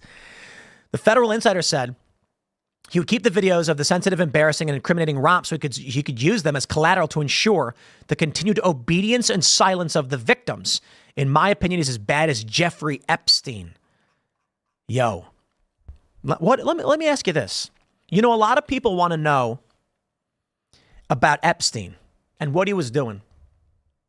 Let me entertain this possibility. I know no one's going to believe that's possible. You're going to lean towards the darker side of things, and I probably agree. But what if what happened to Epstein was vigilantism? Epstein goes to jail. A lot of people think being Epsteined was to cover it up. But what if it was literally a victim or some vigilante and he went in and said, this guy's too dangerous, and they put an end to him? They put Diddy on suicide watch. What if it really is like some law enforcement guy being like, give me a crack at him? I don't know, man. But I feel like that's possible. When Epstein dies and nobody thinks it was suicide, they claim it was. What if it was one of his powerful victims, a world leader who's thinking, we got him? And I'm not saying that it's somebody who did something wrong. Certainly a lot of people did, the people who were engaged in those deals with Epstein. But I wonder if part of the reason why they won't release the Epstein tapes, I'm sorry, the Epstein list, not the tapes, the lists of clients, I think there's probably some people that probably were screwing around, but they're victims. They were tricked. And that's the big challenge. What if there's a guy who was on a plane with a young woman? He's a single guy. He's 28. He's working in politics. He's tricked by Epstein into doing drugs or something. Not the worst of the worst, engaging with a minor or whatever. That's you got to know what you're doing, man. You can't do that stuff. But what if he gets blackmailed and they're like, if we release this, these people they're just doing drugs. Like, if we publish their names, it's going to destroy their lives. I think it's possible. I do. That being said, they can redact those names and publish the names of the clients, the people working with Epstein. But the reason they won't is because those people are probably still in government and still in power, and they don't want to be exposed. Like, the brutality of the real world, my friends, is crazy, isn't it? I think we might actually get another segment for you coming up. Let's see if we got anything. I think I might have something else. I thought I had you know what we'll do? We'll talk about, I do have something for you guys to round off this morning show. So smash that like button and subscribe to this channel. Share the show with your friends. Next segment will be coming up at 8 p.m. over at youtube.com/TimcastIRL. Hope to see you there. Follow me on X at Timcast. And for the rest of you, we'll grab your super chats. For everybody else, we're going to do a mini segment. I don't know if I'll record it as a full segment. Maybe I will. Let me grab this viral tweet that I had. It's got almost 1 million views. God is real. And I want to talk to you about the story. But we'll grab some of your super chats before I do. I don't think I'll do this one as a separate segment. I think we'll just round out the show at the last 20 minutes by talking about this stuff.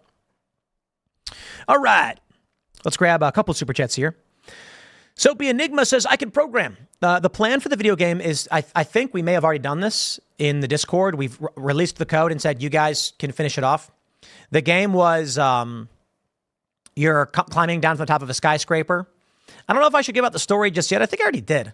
The story was that you're a normal guy, Normie, that's his name, and you have to get to your son's Little League game. But right before your shift is over, news reports that an unarmed black man was killed by police. And when he looks over the edge of the building, he sees 15 million Antifa. And he's just like, oh, no. And then he runs to the elevator to get out because he's got to go to his kid's Little League game. When the elevator opens and a bunch of Antifa jump out. And he's like, oh, no, it's Antifa.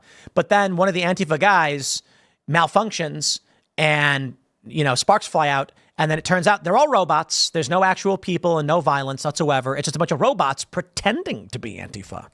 You see how we get around the censors on that one? And then you have to fight your way down to the bottom of the building to get home. The guy, that was basically the premise of the game. All right. AK Storm says, did you end up making your boards in the USA? Also, there's an all USA made clothing company, Origin USA. See if you can get Pete on to talk about it. Yes! All of the Boonies HQ skateboards, my friends, are made here in these United States. The limited edition promo boards are made just across the way over in PA by good old Americans using North American rock maple. I think it's a North American rock maple. So good old American skateboards made by Americans in America. And that means we got to pay American prices. So when we launched the Boonies store and we got these beautiful Boonies boards, these are all made in America. And we were told you could, they said to us, we could do this in China. And I got to be honest, the Chinese boards they sent us were really good. And I was like, dang. I was like, that's a shame. Now, don't get me wrong. They're all great. They're all really, really good. I'm really ridiculously impressed by the quality of these boards with the manufacturer we're going through and all that stuff. So I'm really, really excited about this. And so it all is made in America. But I got to tell you, making it in America means it's more expensive.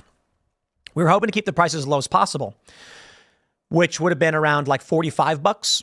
And it's legit. I think it costs us like $10 more to make it in America. Why? Because you got American workers who demand American salaries and wages, and they deserve it. Here's the crazy thing. They harvest wood, send it to China on a big truck, on a big ship, in shipping containers, not a truck, ships. They ship it, and then it goes to China. They then have Chinese workers for pennies on the dollar make the skateboards, load them up, and send them back to America. Insane. Insane. A waste of energy, a waste of time. But it's because the Chinese laborers are willing to work for garbage. I'm not a fan. Our boards are made in America. And when you get your board, wait. There's only 4 boards there. There we go. The Tim Pool board. The new board, that's an old graphic, by the way. The new one has more cursive on it. But I think these are the first run. And I was like, guys, that Tim Pool text is like too boring. But, in America, you got American workers doing the work every day, and that's the investment we make. It means the boards are $55. We could sell them for $70. Most pro boards cost a lot more than that. But I think this about does it for us. There's the cost for the team writers to pay their bills as well and their brands. And then there's the cost of the American boards, distribution. So the margins are relatively slim. But I'm glad to see that we sold out of the Boobies boards. That's a great one. The Boobies. And it's got a little booby bird. So yeah, go to boonieshq.com. Become a member. Sign up for exclusive videos, member access, live streams, as well as you as members at Boonies HQ. If you're interested in skateboarding or being involved, maybe you've got kids, you're the judges. We got some contests planned. We're calling the Boonies Bounties. And we're going to send out these digital contests for the best tricks done. We're going to call it the tricks. And then when people submit their videos, it is the members at Boonies HQ who decide who actually wins those bounty prizes. So we're trying to build the culture up. We are building the culture up. We're making content, having fun, making jokes. So check out Boonies HQ. But let's talk about God being real. Many of you may be atheists. You're allowed to be. I got no beef. I have arguments for you. But you can believe whatever you want to believe. I'll make my arguments. But I believe God is real. And I am not a Christian. I don't follow organized religion. Maybe that describes me as deist or something. I kind of just have my own view on life, spirituality, science, etc. Probably wrong about everything, because how could I fathom the infinite? Certainly I could not. But I try. So we have this story that I saw while I was reading Instagram. Nearly brings me to tears when I read these stories. I'm going to read for you a story that I say shows evidence. A tiny bit. Not proof. Not proof positive. Not great evidence. Doesn't prove the case. But I think it's just evidence that God is real. And I'll explain in greater detail. Let me read you the story first and then present you with my views.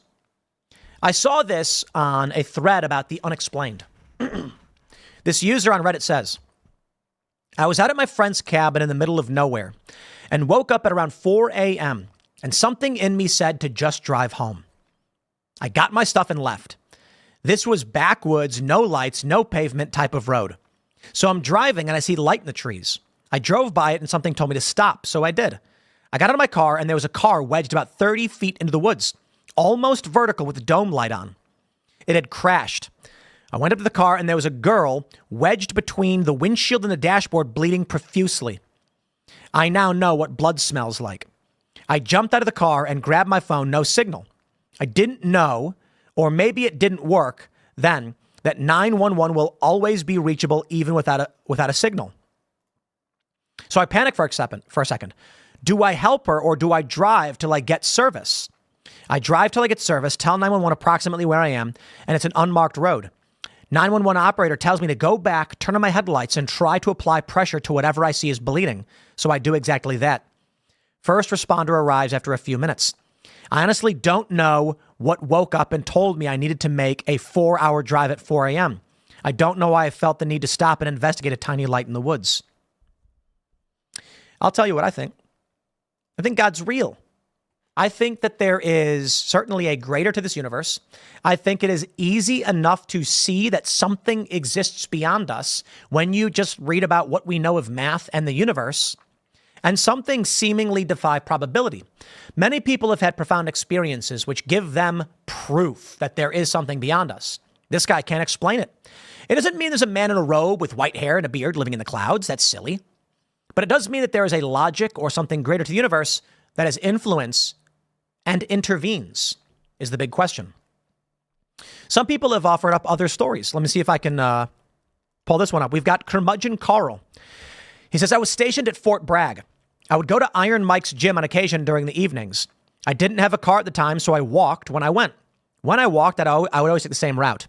This particular evening when I walked home, I decided to enter the barracks on the complete opposite side of the building and even went up to the floor above, which I lived. Something I never did. I found my friend holding something standing at the rail with tears streaming down his eyes. He had tied a rope to the base of the railing, fashioned a noose, and was holding it open with both hands as if he was about to put it around his neck. I stopped him that evening. I think of this often wondering what happened to him. I've had other situations like this happen to me, especially when I was in Afghanistan and Iraq. I believe in divine intervention. There are too many instances not to. I've told this story. Here's another one. Rod Sirloin with a silly... I've not read this one before. He says, I was at a stoplight and a car slipped out of control and hit the oncoming car. A wife and husband and baby all got out of the car and went to the grass. They were okay. I called 911 and told them what happened. I felt compelled to get out of my truck and check on them despite all the chaos and the fact there were several other dozen cars and people closer. Within a few seconds and 2 steps from my truck, an impatient driver flew up the shoulder at 50 miles an hour, T-boning my truck exactly in my driver door, totaling it. It's crazy, right? Now this, I could explain. You're a good man. You wanted to check on a family. You got lucky, right? But here's what I think is interesting in stories like this. I've told this story before that we had this guy in our neighborhood who, this is a story as I was told. And maybe it's a rumor, maybe it was manipulation, whatever. But this was the story that was going around the neighborhood. This dude always worked late. We considered him lazy. It seems like a paradox, right? He works late, but he's lazy. Yeah, he worked late because he worked at a fast food restaurant where he didn't have to do anything. And so everyone's like, he just basically stands there all day, grabs the bags. Other people put the chicken in the bag, it was KFC or whatever, and then they hands the bag out the window. And so it was easy just to stand around. One day, he decided that he had to leave abruptly in the middle of his shift. He went to the manager and said that he wasn't feeling good and he wanted to go home. The manager was like, you always work late, you're always picking up shifts, so you take the night off if you need it. He didn't go home, though. He ended up walking several miles from his house to another one of our friend's house in the neighborhood that he knew. Upon arriving, he found these 2 young men overdosing. And he called 911 where Narcan was administered and their lives were saved. Were it even a few minutes later, they'd be dead. And I remember, this is what I was, again, as I was told, for all I know, everybody just wanted the story to be this way. But I know these guys directly. I know this dude, this is a guy I used to hang out with all the time. I remember my one friend asked him, he told me this. He said, I asked him, Fatso, why did you walk 3 miles leaving work early to go to this house? And he was shaken up nearly in tears saying, I don't know, man. And it's like, why did you even leave work early? You weren't sick. And he was like, I just felt like I had to leave. I just felt I couldn't be here. I told I don't know. Crazy story. Crazy. Maybe the truth is, some say he was leaving early to go, I don't know. He wanted to do drugs with his friends or whatever. I don't know that I just entirely believe that. Some people want to. They say, nah, he was going to score and he got lucky. You can make those arguments. You certainly can. I don't believe it, though. I think that's less likely. I mean, maybe it's more likely to believe in a greater power intervening in these circumstances. But it was just so out of character. When the dude, if he wanted to go do like drugs and go party with these guys or whatever, he wouldn't have scheduled a shift and he would have just not gone to work. I don't know. He wouldn't have abruptly, for no reason, went to his boss and said, I need to leave work right now. It was just out of character, not a place. But maybe it's all explainable. I don't know. I tell you this. What I see here with these stories is you can certainly explain them all away, and fine, so be it. A person might just say, dude, these things happen. You don't hear any of the stories where the dude didn't get out of bed and didn't save someone's life, do you? And I'm like, right. But why is it that there's so many stories where they felt a calling? That's my question. Something connects all of us. I don't know. Some people want to believe that when you're saying God, you're literally referencing a guy flying in the sky, shooting around, and he's invisible. And that's so silly. consciousness exists. We know it does because we experience it. But our consciousness is connected to the realm, the universe, the reality we exist in. Electrons firing, neurons, chemicals, etc. It's all part of the fabric of reality, which means consciousness is a connected fabric of reality. Maybe we are all part of this greater. I don't know, but there is something beyond us. And so I think when you see so many of these stories where people say, I felt a voice, I heard a voice, I felt something pulling, I can't explain it. We can hypothesize something connects us. There is something greater than all of us. Maybe we are all pieces of God. You can describe it however you want. The universe is God. God exists beyond the universe. Many people believe different things. But I truly believe there is a higher power. And I see these stories. They scream to you. There's so many instances like this where people have said, someone called to me, something called to me and made me act out of the ordinary in a strange way. I've told the story where a friend of mine, a guy that I knew, became a Christian despite being a drug-addicted partier. He said he was part of this church commune.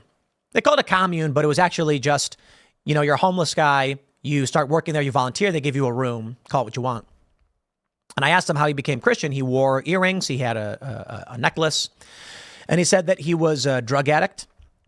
He was like crust punk, garbage, partying, didn't care about life. He was hanging out in the woods with friends. They were doing drugs all night. He went to bed. He woke up in the morning, stone sober, hungover probably. And he said he walked off from the group to take a leak. While he was taking a leak, he felt a booming voice in his own chest say, "Why are you doing this?" And it terrified him. He started freaking out. He heard it again. "Why are you doing this? You need to stop." He started panicking, adrenaline rush. He said he was freaking out. He went back, and that moment on, done. He never touched drugs again. He began asking questions, trying to ask people like, what was this that happened to me? And so he went to the church and he asked them, and they told him, you had an intervention. Something, someone, an angel, God, someone told you to make your life better. After that, he stopped doing drugs. He got a job. He cleaned himself up. He was running a cafe.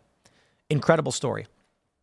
And he said to me, I don't think I'll ever make you believe that it actually happened to me, but it doesn't matter because it did, and it changed my life. And I said, I believe you. Whether it's that you experienced something you can't explain or God really spoke to you, I don't know. But your life flipped on a dime, and here you are. Your life changed. Something happened that day. Personally, I don't see it that hard to believe that there is a greater power than us. We're humans that exist in a reality we have limited control over.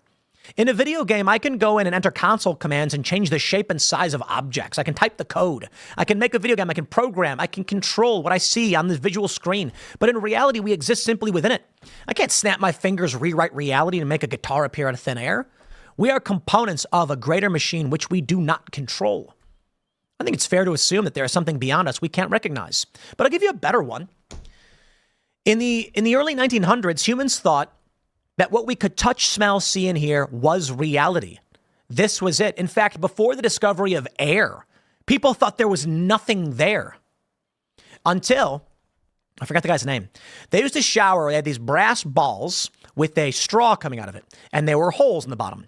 And what you would do is you would dip it in water, put your thumb over the straw, creating a vacuum. And when you lifted it up, the water could not come out. You'd then put it over your head and let go, and the water would pour out. Some dude goes, hey, hold on there a minute. He plugs it first, dips it in the water, lifts it up. There's no water inside. Hold on. There must be something inside of this object. That explains it. That's how they began to realize that it's not that there's nothing in front of you. There is something. Just can't see it. They started to realize that things existed they couldn't see. In fact, the discovery of the number 0 was profound in mathematics. Humans have long thought that things didn't exist until they found them. The charged electromagnetic spectrum blew the minds of humanity and opened up the door for technologies we could not fathom. It is obvious, I say, today, that there are things that exist that we don't know exist. We're dumb monkeys. We are primates on a moist planet in this vast universe. There could be aliens for all we know. Maybe the voice the guy heard in his chest was an alien. I don't know. Certainly there's a power greater than us. Interdimensional beings, who knows? People talk about DMT trips and machine elves. Wild stuff out there. And you know what? Maybe we can't know. Our brains just aren't big enough. Maybe when we die, we might discover. Who knows? I have no idea. Maybe some people really do know. Maybe the religious texts are correct because the powers that be seek to inform you to the best of their abilities. They don't directly intervene, but sometimes they do with miracles. Sometimes they do by telling someone to go save someone else.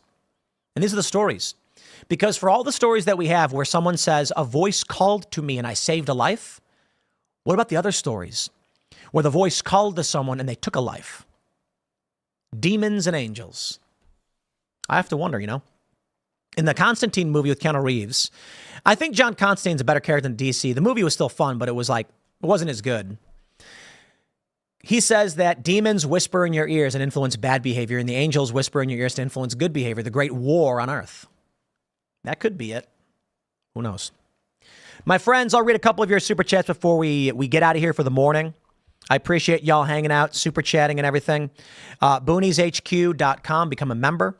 Get Coming Home, the new song coming out this Friday. Pre-ordered on iTunes. You need the iTunes player. But maybe this song, the message will be good and you guys will like it. It's much more serious song. And, maybe we'll send a message. We'll send a message that we can take this industry. We are a part of it. They can't keep us out. And you're not going to get a bunch of anti-Trump sycophants singing songs and making movies. All right. We'll just grab two of the super chats here before we get out of here. Azalea Primrose says, one thing I don't like about Ian is how he uses fantasy ideas from TV and movies as if they were real. I like him mostly otherwise. Also, apparently, Israel started bombing Lebanon or something. IDK. They did indeed. All right. Dude Bro says, the gift of salvation is free.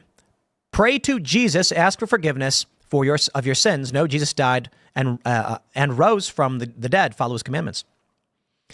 Bivox says, Tim, by Evox, I'm sure our support here is in question between dropping 3 videos before your afternoon and whether or not it's profitable for you to go live twice. Do what you enjoy, my dude. Love you, bro. The audiences for the Tim Pool Morning Show and IRL are different, with great overlap, but they're different. I have people message saying that they do not like watching IRL because it's too conversational, and they much prefer a traditionally hosted morning. Like what I'm doing is more like talk radio, just a single host talking through things. And IRL is a conversation news podcast. They're two different products. And so if I were to stop doing one or the other, then ultimately viewership and revenue drops. However, with a decreased workload, I can do other things, I guess. But it is what it is. I'll put it this way. In life, we are on a treadmill. And if you stand still, you move backwards. If you walk, you stay where you are. You have to run to get ahead. And in this instance, I'm telling you, I am sprinting. Full speed on a treadmill moving backwards. It's tough every single day. I'm sure my family and, significant other may actually reach the breaking point and say, Tim, enough, you're not working anymore. We're going camping or something. And, that's probably going to be the case. But maybe like once a month, I take a weekend off and go on a trip or something to accommodate. But I've been thinking about it. I used to travel twice a week. I used to travel all over the world, go to various places, documenting, meeting people. And since launching these shows, I don't go anywhere. Just in the building all the time, morning show, night show, etc. And so, I don't know how long it's possible. There is an idea. Don't know when. Could be soon. Who knows? Certainly not before the election, obviously. But the idea would be to do the morning show from the road and Culture War from the road and Timcast IRL from the road. I don't know what the likelihood of this is. It's probably less than 1%, but it is an idea. Timcast IRL keeps going. However, we take a Class A bus, effectively a tour bus. We pull up in various cities, do the morning show, have fun traveling and eating at various places. And then we actually just have guests from those cities. And on Friday nights, we bring in Timcast members as our guests. Timcast members who call in consistently, they've really proven themselves as intelligent, articulate individuals. They host shows on the Discord server. So go to timcast.com, click join us, become a member. And I think That's an excellent way to bring in various guests with a more grounded perspective that a lot of these political junkies don't have. So we're thinking about doing something like that. That could be cool. And maybe that solves the problem of being locked in a box the whole time. Then we'll let the Boonies crew do the Boonies thing while we go on the road. But I don't know. We'll see. We'll see. You know, whenever I say stuff about like what we may do or may not do and never had any conversations with anyone about it, we get inundated with emails. Then everyone starts talking about it. And then I got 800 people here asking me, being like, Tim, you're doing this. When are we doing it? I'm like, I'm not doing anything. I was on the show and I said, you know, it'd be fun if we did this. Yeah, probably never going to happen, but bye. And then all of a sudden everyone claims it's happening. Anyway, thanks for hanging out, my friends, for the morning show.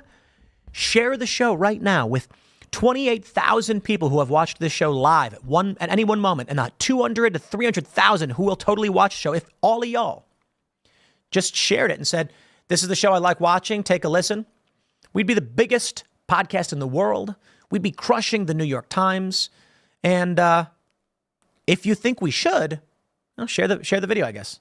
Thanks for hanging out, everybody. Follow me on X at Timcast. We're back tonight at 8 p.m. YouTube.com/TimcastIRL, and we'll see you all then.